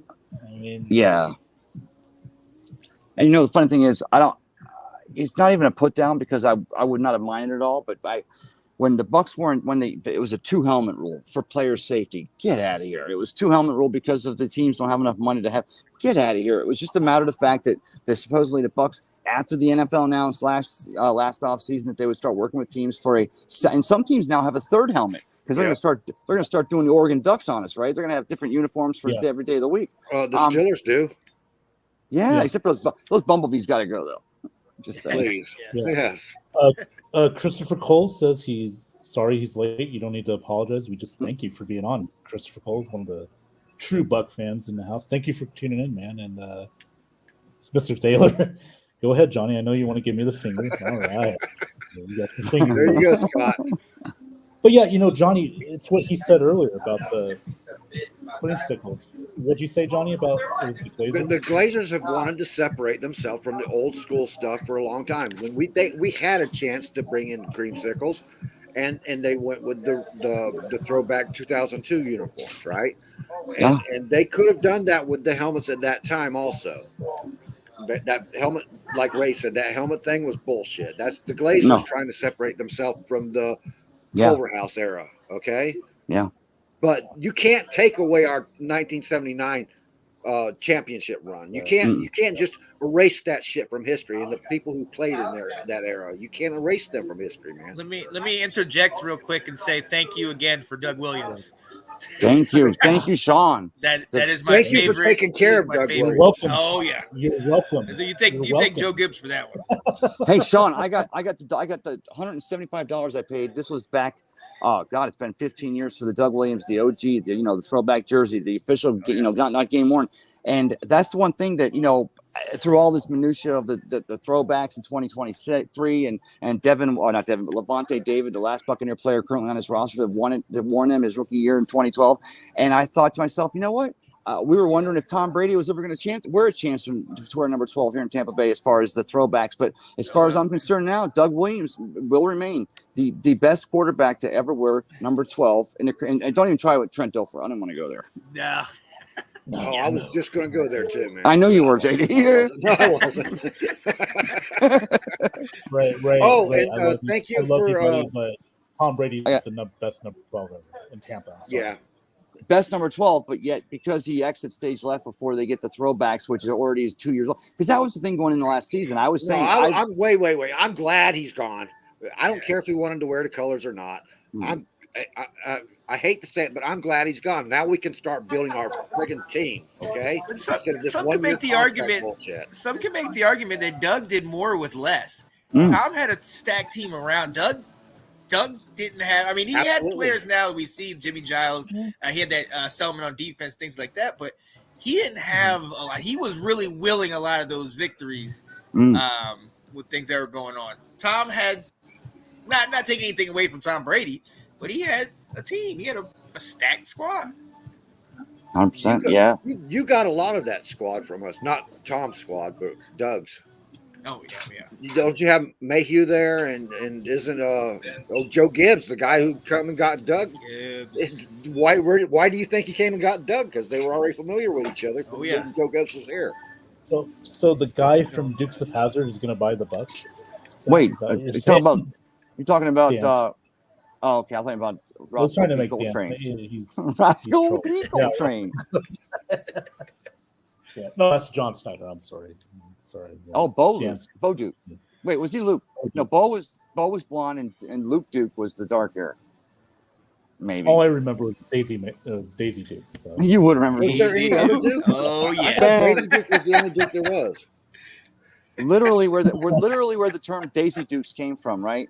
Mm-hmm. Look at that girl in Daisy Dukes on, but you better not look Yeah, too don't look too far because Uncle Jesse will come after you with a shotgun. Oh man. So Ray, what's going on in Tampa tonight, man? Looks like there's a party behind you.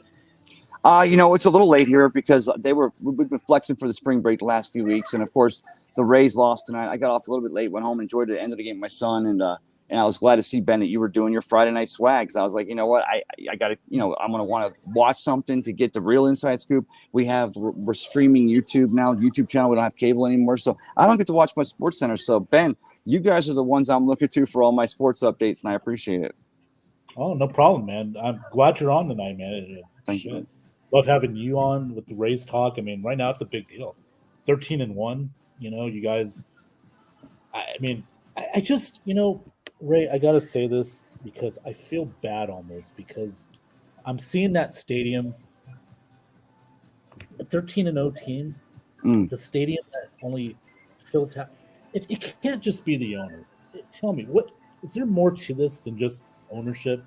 It's Maybe transient state. It's a transient state. The people that go to these games are usually the very few locals. There's a few locals that are diehards like Ray Kennedy that will be at the games any chance he gets. Okay, but that's not the general public. That's not the general public for locals. Locals are out at the beach. They're out shopping. They're out going to Disneyland. They're going to Busch Gardens. They're going to this place and that place. They're all out doing something. Florida is an active state for outdoors life. You go out, you do things.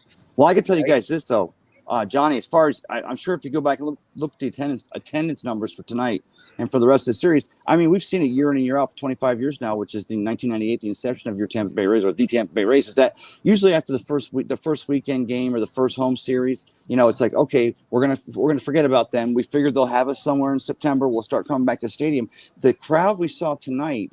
Remember, you can't use that third deck at all because it's obstructed seats. So the Rays have decided rather than hire another 100 people to work the third floor, they just keep them all in the bottom bowl. Right. Still a bigger crowd. It was a Friday night, but still a bigger crowd. And I think it's not just the Rays guys.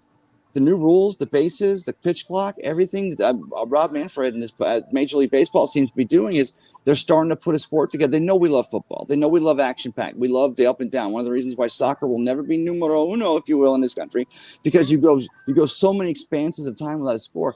Everything Major League Baseball has done, I think that you're going to see. Let's go a year from now or so. You'll see the numbers across the street are going to be up over where they've been in years past. Bring I steroids back. love baseball rules. I love the baseball rules, but even in the lower deck, Ray, we still see not as many fans. I mean, Well, like I said, it's transient, and it's not the height of vacation time yet in Florida. You'll see that increase a little bit. No, I get it, won't Johnny, increase but I'm a lot, saying, but it will increase a little bit. Right. No, and I agree, but I'm just saying the Rays, their success they've had the last almost half decade now. I mean, I would think they'd be filling that spot up, Dude, look at Jacksonville. Look at Tampa Bay. Look at the stadiums. Come on. Tampa Bay just started filling their stadium up because of Tom Brady. Okay? But before that, it's Miami couldn't fill a stadium. Jacksonville can't fill a stadium. Don't even try to put a stadium in fucking Orlando. You'll never get nobody there because they're all going to be out there at damn amusement parks. Well, hey, Sean, you first. We'll go around the horn here. A scale of 100. I know who we think we want to be starting quarterback for the Buccaneers in 2023. Scale 1 to 100. What are the odds that so-and-so is your starter and the other guy is your backup as far as Baker Mayfield? Is it 75? Is it 85? Is it here? Boy, do I got a hot take. Please. Wow. That he's your starter? Honestly, I'm looking at y'all like I'm looking at us, and I want to say 50-50. I know you brought him in to bring it to be your guy, but I mean, Johnny, you got me sold on Trask, and you know we want to see what he has, and we have that situation in Washington with Sam Howell where, yes, we brought in Brissett, and we know what Brissett can bring to the table, but at the same time, if you know that you're starting to go on that rebuild and starting to start from scratch again, let's see what we got in the guy. Hey, You know? but Sean, let me ask you this though, because that's a great point you made, my friend. I can't believe that Taylor Heineke, who almost beat the Bucks in a wild card game in 2020, I can't believe that the Washington Commanders are so quick to push him to the side, but yet I'm supposed to believe that Brock Purdy has won the starting job in Frisco, no questions asked, moving forward. It's just those two. I'm not comparing the two of them, but I would say Heineke's got a similar game. He's a baller. He's going to go out there and he's not afraid. He's going to step in there, and you see the Commanders still talking about trying to find that Sam Howell, or are they in the LaShawn or Lamar Jackson sweepstakes? And it's like, I'm afraid in today's NFL, because we're all about what happened in the last 24 hours of the current news cycle, that sometimes people forget you may have an up and down month or an up and down half season or season, but it's not a reason to blow everything up. Yeah, no, I completely agree. Honestly, for me right now with Heineke, I don't think it would have been truly beneficial to keep him with the Sam Howell, because they're trying to put it all in Sam Howell. And the one thing we know about Heineke, for all his strengths, all his weaknesses, he was a fan favorite, like you said. Washington absolutely loves him. He brings the team together, and he gives you everything you got. Like you said, he's a gamer. So it just would have been interesting for that. But you're absolutely right. We tend to do that with quarterbacks, and where it's like, hey, who's the next guy? In case in point, we got Fitzpatrick 2 years ago, Carson Wentz a year ago. So I kind of like the direction that we're trying to go in now. But you're right. We consistently we don't show that loyalty. You know, when we went out and got Carson Wentz, we had told Landon Collins and Matt Ioannidis both that we're going to re-sign you. We really want you to be a part of the team. Then all of a sudden we get Carson Wentz, and both those guys get shipped out the next day. Well, Sean, let me ask you, are we ready? Are Washington fans, are we really, obviously Chase Young on that defensive line makes such a huge difference. There's the reason why they were in that wild card game. Wait, am I taking off? So are we really ready to say that the ship has sailed on Chase Young? Because it seems like Washington is saying that. Well, the ship sailed on Chase Young when Cameron Brate stood him up. Come on. I honestly think look, right now for me, and all the reports were, after he officially was cleared and came back, it was around the Giants game, but he didn't actually get in there until I believe either the Cleveland game or maybe in San Francisco. San Francisco then Cleveland, so I think it was the Cleveland game. And all the reports were that he was physically healthy, but the mental wasn't there. What is that, right? Yeah. Right, and so and when you saw him on the field, by that point, it just wasn't. It wasn't that it wasn't clicking for him. It's you haven't played all year, so you don't have your legs under you. You didn't have the training camp. You didn't have all that. You're literally coming off from injury to being back in the game, and then all of a sudden, everybody's expecting you to be what we paid, what we got the top first round pick for. Honestly, for me, I what they're trying to do is hopefully make it a prove a year for him, like they did Deron Payne a year ago, and that would be great. It's tough, man, because again, he's another one that's a fan favorite. We all love him in Washington. Yeah. We all are living off the expectations, what we thought was going to happen. That first year, like we actually talked about this a little bit earlier. That first year, if you look at the stats, they don't blow you off. He only had like 7.5 sacks, but he had a couple forced fumbles, a couple recovered fumbles. Everybody knows that big highlight that he picked up the fumble in San Francisco and took it back to the end zone. Everybody's like, "Oh my god!" But when you put that up against other first years of that position, it's not anything really to cry home about. Standing out. And then at the same time, you got to look at some of the guys that we played. Again, another point I made earlier: we played Nick Mullins, we played Nate Sudfeld, we played Daniel Jones when he didn't have Daboll. You know what I mean? We played a bunch of quarterbacks that were struggling, and we picked it up later in the year. Look, it's going to be a hard move to make, especially with the new owners, because he's a guy that before anything, everybody picked up the Chase Young. Everybody got that jersey. Your franchise, man. Right. Yeah. He was that foundational piece that we wanted, and it was unfortunate that he got hurt. But then you start to get into this part about it being a business, and what are we going to do to continue to move on? And then, do we pay that contract? Because like you alluded to earlier about us talking about, some of these guys, they'll get that deal, and then all of a sudden the market starts to blow up. We see what's going on with Lamar. Brandon Sheriff, we franchise tagged him a couple years back. Then he was able to get 17, 18 mil from the Jaguars. And we've been trying to fill that hole since he left.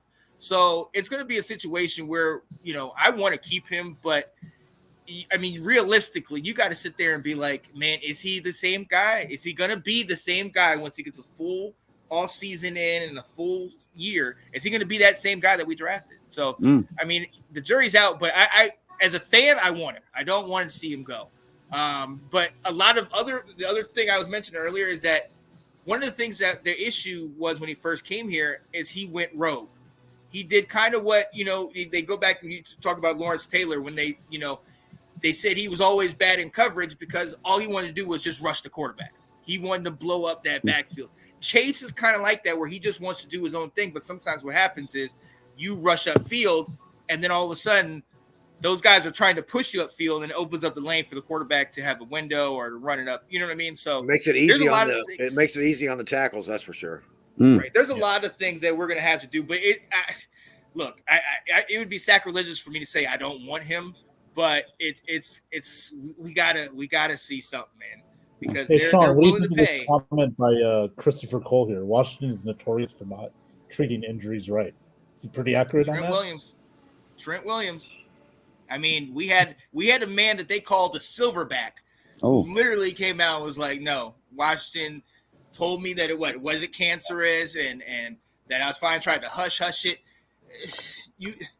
People look at what did we come out with this past year? They did the whole thing about all 32 NFL teams. Washington was 32nd. You know what I mean? Like, people talk, our training staff, our front office. This is not all Dan Snyder. He has a big hand in it, but there's a lot of stuff that we got to get right. So that's why, it's going to be a lot. There's a lot of stuff going on right now. Well, Dan Snyder kind of made that environment like that, though. So, the people who are doing those things are like just following along in Snyder's environment. Right. You know what I mean? And people didn't want to come here. true story. I remember back in, it was 2000 and what was it? 2000. Ray, let me answer your question that you asked go ahead, Johnny. earlier, I'm sorry. though. I got a hot take on the quarterback. Okay? Do it. Okay. Now, like Sean said earlier, I am a Trask fan. I'm not a fan, but I do want to see what he can do. But we're at that point in his career where we can't afford to, because look, if he come out this year and he balls out, he takes the job from Baker and everybody else that stands in line, right? What we have to expect at the end of the year is to pay out a big contract for him. Yeah. On 1 year, on one season. And so we'd have to have that decision to make. Do we pay him that big contract to keep him, or was that 1 year a fluke?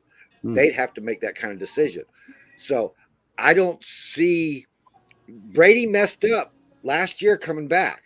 That was Trask's year. That was his prove it year. Okay. Yeah. So we could have seen what he could have done. We could have made adjustments and evaluated him, let him play out this season, and then our decision would have already been made. Now we don't have that opportunity. So it's really, I don't see them going all in for Trask. I do see them maybe, especially after Jason Light's press conference yesterday. Johnny, let me ask you this, because I agree. I agree with one more thing. You asked who I see in there. Yeah. I see somebody that don't have to change colors for the Bucko Bruce thing. Well, I mean, Hendon Hooker. Oh man, you guys are killing me with this over here, because I said if it's not Kyle Trask and if it's not Baker Mayfield, then if you're having that bad of a year, you pick number 1 overall in 2024. You go and get yourself Caleb Williams from USC, and then you also offer Lincoln Riley $15 million a year to come coach him. Say, hey, Lincoln, I'm with you there. But it was Jason Light's press conference that convinced me otherwise. That and the fact that Pewter Reports already had these rumors coming out. Yeah, I was going to say real quick. Let me answer that question. Ray, do you follow Samar Ali in Twitter? Yeah, I not as closely as I probably should, but I do catch the tweets. I do get air in there, so it's pretty. Here's something very interesting. he's saying that they've printed hundreds of Baker Mayfield jerseys. Now, you don't just do that for any player. So it seems like to me, this is all on Baker. This is his team now. You know, they're not, unless he gets injured, that's the only way we're going to see Kyle Trask. Well, see, Ben, They're just it's Baker. They're no, pumping him up. Here's the thing though, it's a conflicting situation because yeah, they print out 100,000 number 6s, and I still say I'm interested to know if Kyle Trask, now that Blaine Gabbert's gone, does he go back to number 11 he wore at Florida instead of number 2, which to me still kind of belongs to Chris Sims. And even though we didn't retire that number, I remember Chris Sims and the day he almost lost when he blew up his spleen against the Carolina Panthers. Yeah. But the thing is that if that's the case, if you're ready to say, well, we're going to print these jerseys, it's yours to lose, then I got to imagine that when they were putting that contract down, they were talking numbers that Baker doesn't buy into it's going to be, $4 million with another $4 million with incentives and this and that. I mean, at the end of the day, you're getting paid for what you do. But I think that if that was the case, I think if the Buccaneers were going to put all their eggs in that one basket, they would have given Baker a bigger. They just said, "This is our guy. We're going to do this." But I don't see them putting their eggs in Baker's basket. He's a bridge quarterback right now. That's it. I think Kyle Trask. I don't want to go there with you guys. I mean, we could go back and forth on this, but I'm just looking forward to the fact that Buccaneers have a quarterback competition as we learn this new Dave Canales offense, or Canales, yeah. And as we get ready for 2023 with this defense, and Todd Bowles is finally the head coach of the team. He's not worrying about what Byron and Tom are cooking up over on the sideline. It's really a competition, though, Ray. I mean, I just don't see it. Oh, Ben, I know. I just don't know, though. Hey, Sean, are you going to get a Gator quarterback? Huh? What are you going to do if you get a Gator quarterback over there? Not getting him because I think the Panthers are going to pick him. We ain't getting him. Guys, you know what I'm talking about. We have the comment of the night from Christopher Cole right here. Let me read this out to you. I would take Hooker every day and twice on Sunday. Yeah, I like Hooker. Hooker's I don't know, guys. I think twice on Sunday for a Hooker would be church day in God's way. I think, maybe once on Sunday and twice on Saturday. Right. Hey, okay. Richardson might save Rivera's job. Oh God. Oh, because he had Richardson. He had him. His name was Cam Newton. That's what I'm saying. He didn't pick Cam Newton up. He's not going to pick this dude up. Richardson's bigger, stronger, and faster than Cam Newton, man. He's a freak. Yeah, I get what you're saying. We know he's a workout, superstar. We've seen what he does. I watched him in that Billy Napier offense. I thought he was a great athlete. You know what I mean? My only issue though is for us, especially when you talk about Ron Rivera, he can't take that chance. Well, yeah, experience, but he can't take that chance. I mean, even though he's taking a chance on this, I just don't think you make that move. And what are we gonna have to give up to get that? I'm telling you what, if I was Ron Rivera, I would pick him up in the draft in a hot minute just to say, work with him now, Bieniemy. Well, take my job, you bastard. Bieniemy will be the head coach of the Commanders next year. Frank Reich, and of course the owner Tepper, they're out of Carolina. They give the Bears a plethora, legal word, of draft picks and picks to get up to that number 1 overall pick. And then what I'm hearing from you guys is something I always thought. And Sean, you said this too. He had it when he had Cam Newton. The body of work is so small on Richardson, but the upside, the ceiling can be so high. I'm not sure where the floor is. That's what makes Richardson such a question mark in this draft. That's what he's going to actually screw this whole draft up because somebody is going to be afraid somebody else is going to grab him. Yeah. And they're going to jump to get him before they can. And he's a project. If you take him in the first round, you're still going to have to sit him. And how are you going to sell that to your fan base? Johnny, it's funny you should mention that because it takes me right back to 1983 when the Buccaneers gave up when we realized Booker Reese had got to they were supposed to take him instead of Farrell out of Penn State. And, Phil Kruger or whatever picked the phone up in New York. There was no backups, no cell phones. There was no fax machines. He says, all right, get this guy, because they had a tentative plan that if Penn's on the board, or not Penn, I'm sorry, but if Farrell's on the board, we're going after him. They told him to go after Booker Reese. They ended up going after Farrell. And then because Booker Reese is on the board still there at the top of the second round, the Bucs trade up for him. And again, he wasn't on anybody's draft boards other than the fact that he was a physical freak. Yeah. And the fact of the matter is that 1983, that was Elway, that was Dan Marino, that was all the Boomer Esiason, Eason, and of course we ended up going with Jack Thompson and throwing Samoan, and the rest is a decade of history that we don't want to remember.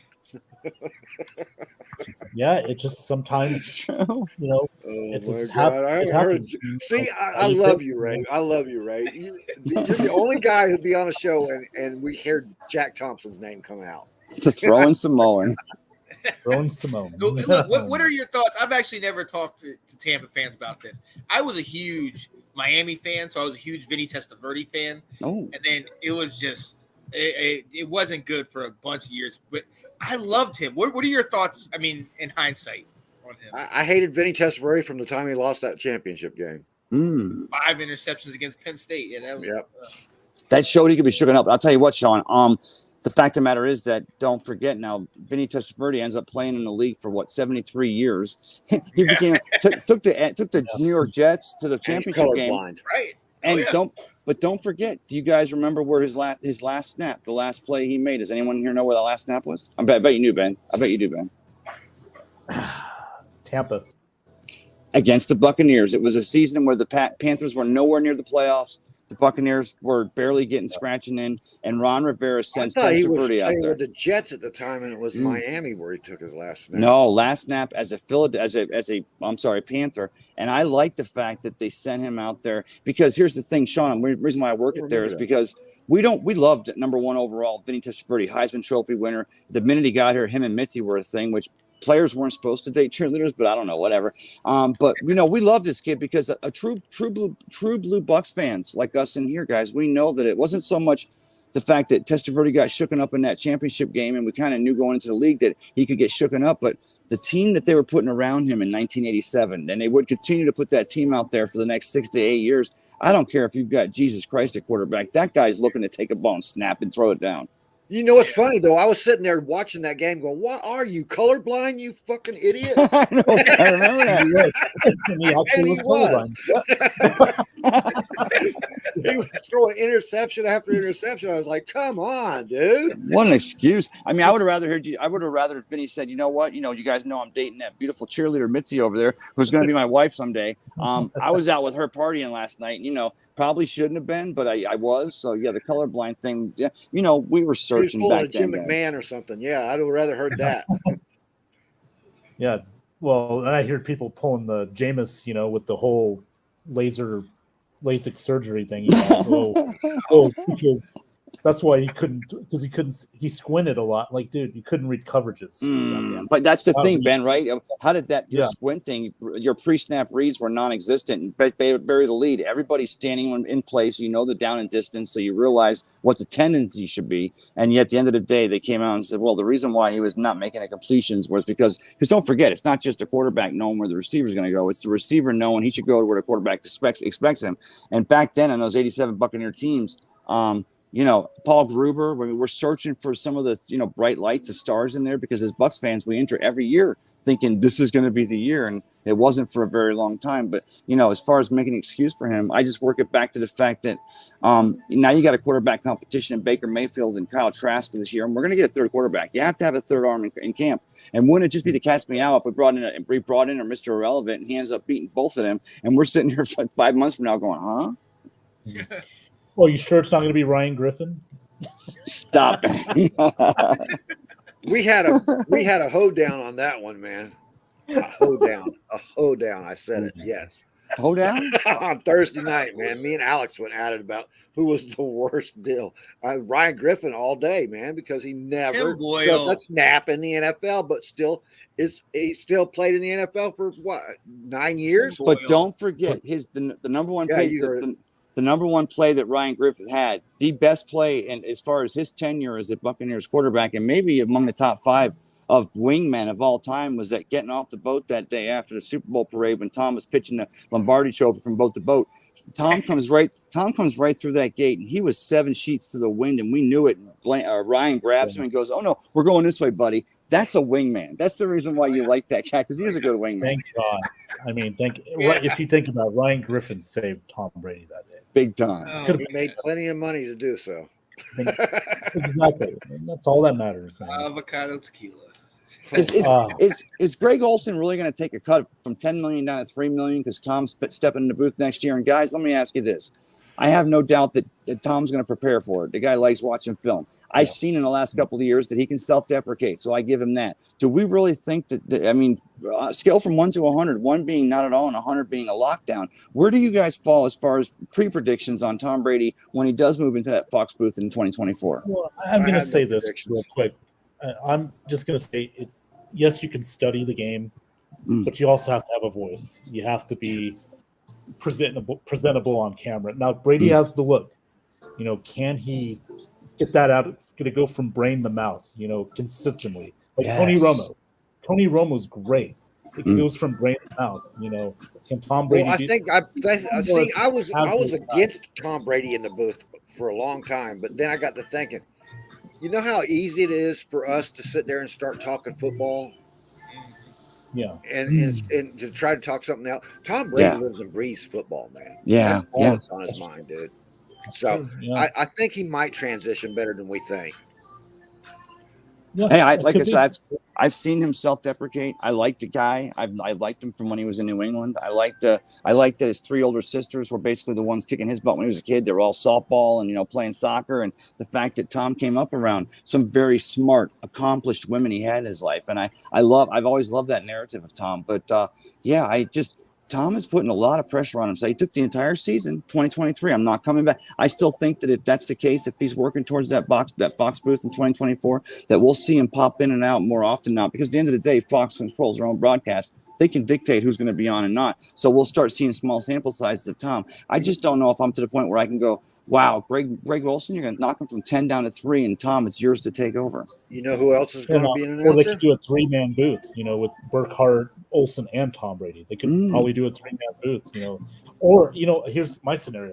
Like, he tells Burkhardt, they can have an opening, like, let's effing, he can't say the F word, let's go. Kevin Burke, and then come on. Peyton Manning and Tom Brady in the booth together. Oh, brother, give me a Manning cast. Give me that Manning. Oh, And I'll tell you what, you said though, Ben, walking out toward the field, it's so many great memories we had in 2020 as the Bucks marched and got that second Lombardi trophy in team history in '55. But I think one of the best things I ever saw was when I was over at the Raymond James Stadium and Tom comes running down and they got the camera and the mic on him and he says, let's effing go. And they didn't even try to edit it. And here, I'm not going to fight with somebody who maybe, earmuff our child because they shouldn't hear this word. Here's the thing. You hear that all over the place. I just like the fact that the ownership, the Raymond James staff, the entire team, coaching top to bottom, they realized that enough about it, they can laugh at themselves and not take themselves too seriously because they're going to have to be able to do that in 2023 because I'm not saying the Lums will be sustained or it's going to dictate how we do this season, but there's a curve and it's coming. Yeah, no, you're right. I totally 100% agree with you. Do you? I mean, What did I say? I was trying to figure it out with the curve. You threw me for a curve with the curve. Tommy, Great you baseball. talk- I love it. A baseball reference. I love it. Another bottle of Jack, please. Okay, we're good. Bottle I'm of out Jack. Here I'm out we here. go. Here we go. Here we go, baby. Hey, he said another bottle of Jack. Oh, I'm on 3. This is my third one. Woo! Someone saved my life tonight. Thank you, Ray, for coming on, man. We need that Hey, third Brett, bottle of Jack. Brother, Good. by the way, and I'm gonna thank you for having me. I'm gonna jump out of here, but I want to hear first from you guys. Okay. I'm not saying it moves the needle as far as it should or shouldn't be legal, but am I the only person at the end? I have no problem with players. The offense or the kickers can now take 90 through 99. We see that in high school or college all the time. But am I the only? Sean Murphy Bunting signs that free agent contract with the Tennessee Titans and he announces he's going to wear the number 0. Am I the only one that thinks the number 0 is just a little bit stupid, or is it just me? I think he's calling himself a 0 myself. All Look, right, I mean, what's his name? Who was it? Who was it that's wearing the number 1, man? I think that's a little bit arrogant. That was Igwe Wike. No, Donald. not back in the day. I'm talking about now. I know. The guy who picked the number 1. I think that's a little bit arrogant. But Wait, on the Bucks you squad? got self-confidence in yourself, right? But to pick 0, it's like you're saying, I'm a 0. What the fuck? Yeah, it's like saying I'm neutral. I'm binary neutral. I don't associate with a male or a female. I'm somewhere hovering in the middle. And here's the Right. here's the thing. I like this. Did someone just say gross? Here's the thing. Now working it towards. I saw this thing where they were talking with I forget who it was. It was a Buccaneer, and he said, "Yeah, they're gonna. I have to buy $5,000 for my jerseys. The NFL makes this rule where if you change numbers, You've got to pay for your previous inventory. And I'm at the end of the day, I'm thinking, first of all, the NFL, they can't print money fast enough. They got so much money. I mean, even, they got so much money. And the two helmet rule was stupid because you could duplicate it. You could pay enough to have a helmet duplicated. You can have Dolly Parton in there with her top side protecting you from concussions. I don't know what that's all about. But the fact of the matter is, at the end of the day, these teams are saying, oh, well, you got to buy their merchandise. Really? Because if somebody jumps into another uniform, the kid who wore number at Auburn, wide receiver, maybe it was with the Kansas City Chiefs. It wasn't. But he's moving his number, and he's like, well, I wasn't gonna do it last year because the NFL wanted to charge me $23 million. The NFL knows if you get to a New Jersey and start balling, not only will you have those previous sales from the previous number, but you're gonna lock it down with a new number. So that narrative to me is just tired. Yeah, it is. Yeah. Well, Sorry. I mean, good for Ray, Sean I need to ask you one favor, dude. Do One it. big favor. Am I too loud? No, it's no. It's no, a we can't. huge favor, dude. Do it. I need you to go to Raymond James tomorrow, break into the war room, and take pictures of the board. Okay. Oh. It's funny. We should get Andrew Faubert in there because he's the big board guy. Maybe he can come in and help us out with that, the undercover marks with that. But I will do that, Johnny. I have an in over there at One Buck Place. He's the janitor, so I'll have to wash some toilets. But if I can get that picture for you, He's got the keys. You ain't even got to break locks then. He's got the keys, man. I'm about to run out of battery, guys. Sean, Ben, Johnny, Ronnie. It's been so nice. I really appreciate y'all having me in here tonight. Ray, good just night, promote yourself real quick, man. Where can we catch you at, bud? Yeah, Cup of Ray, all over. Go to my YouTube page. I'll share it. I don't have it off the top of my head. I'm trying to, but just talking ball, having a great time. None of us, and I think you'll see with our crew here tonight, we have that none of us pretend to, nor will we ever argue we know any more or less than you guys out there. We're just trying to give you that avenue. We're trying to create that space where we can, it's not AOL in 95 where you're wondering if one of the person in the chat room is touching themselves. This is real stuff. This is sports. So come on in here, have a great time, and I appreciate you guys for having me. Absolutely. You don't have to wonder. We are touching ourselves. And by the way, I mean, the camera's been off the whole time, you guys. You know what's going on over here. Yeah. Raised with Peter and Harry, they got their show as well. Thank you, yes, brother. Find it on the Ben Zone as well. They brother, know their thank stuff, you. Yes. So just having a good time. Just having Absolutely. a good time, Ben. No, thank you for having me, brother. I'll see you guys later. Take care, Ray. Have a good night. You too. All right. That was fun. Wasn't it? I was gonna go off like an hour ago. Now we're over 2 hours on the show. How about that? Right there, you go, man. Awesome? You made it to 2 hours. We cut this up into about 20 segments, dude. Yeah. Yes. Sean will tear it up for you, bud. Oh yeah. Sean and Ray, they tore the house down tonight, man. Oh man, Yeah, Sean said he's going to make me a couple of clips, and there's like 20 in there. I was like, holy shit, dude! Do you ever sleep? Yeah. No. and now Kat's in Chicago visiting her sister, so I'm going to be up chilling.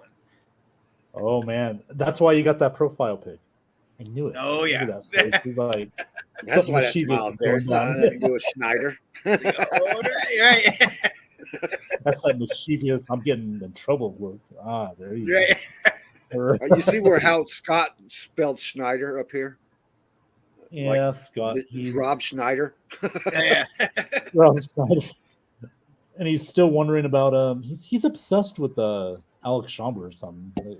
Where's Alex Schomburg? Is he in St. Louis right now? No, he's in parts unknown right now. Otherwise we call that Florida, He's in St. Petersburg right now.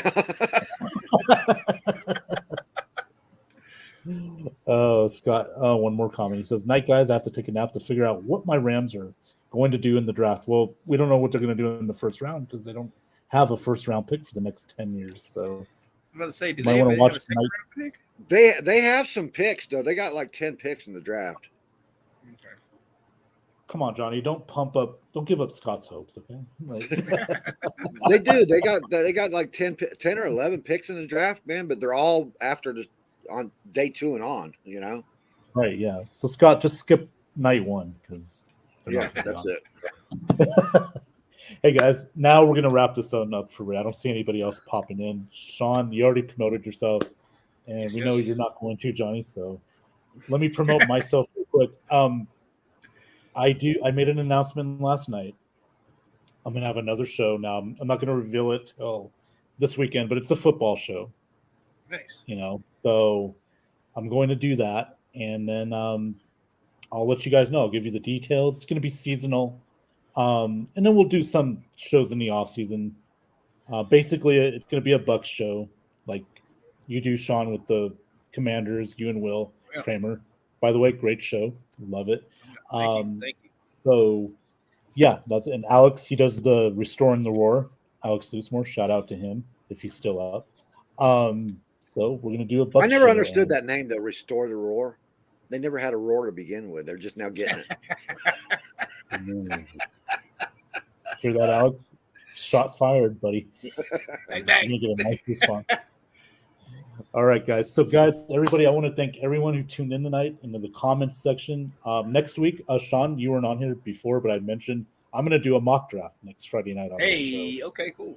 So it's just going to be one round. It'll be the first round, but I'm going to, put my feet into that swimming pool, and we'll see how it goes. So check it out. It'll be Have At It, episode 19. I can't believe we're already at 9. We're at 18. Can't believe that. So tune in next Friday night, 10:30 p.m. Eastern, 7:30 p.m. Pacific, and on my YouTube channel, it's Ben Cornett 9015. I do remember that channel. I know Ray doesn't remember his, but I remember mine. And Twitter, Benny Boy You haven't 70. drank 2 bottles of Jack Daniels yet either. Well, no, I know. You don't know. This isn't water. This is vodka. No, I'm just kidding. So anyway, guys, thank you for coming on, Johnny. Sean, thank you very much for coming on as Sir, well. thanks for having me. Sean, We on will- Thursday Yeah. night, we're going to do a mock draft too, and it's going to be Okay. around the board mock draft. So Okay. we'll go like first pick, one person, next person, next person, next person on down the board. Okay. So Okay. that's- I could probably be on for that. Yesterday, I was leaving work, and then I stopped, like you said to do today. I stopped while I was driving, literally to start attacking Nick. And then, Oh bullshit! You weren't going to come on the show. I knew you weren't going to come on there. oh, yesterday I was gonna come on yesterday, but by Somehow. the time I got home, it wasn't. He was too busy doing this. Yeah, Damn it, Nick. I was like, Yeah, oh, bring the what? smoke, Oh, pal. really? Bring the Really? smoke. Yeah, yeah. Huh? Bring the smoke, pal. Yeah. Oh, that's Sean. Nick Rosario, we love you, man. You are the Yes, best. So, 100%, man. Nick's awesome. Yes, man. I'm so glad we're having him on NFL Edition and on Face the Heels wrestling show, by the way. Oh, yeah. So, yeah. All right, guys, we're going to wrap this one up. Thank you very much. And we will see you next week on Have At It, episode 19. Have a good weekend, and we'll see you See soon. you guys. 19.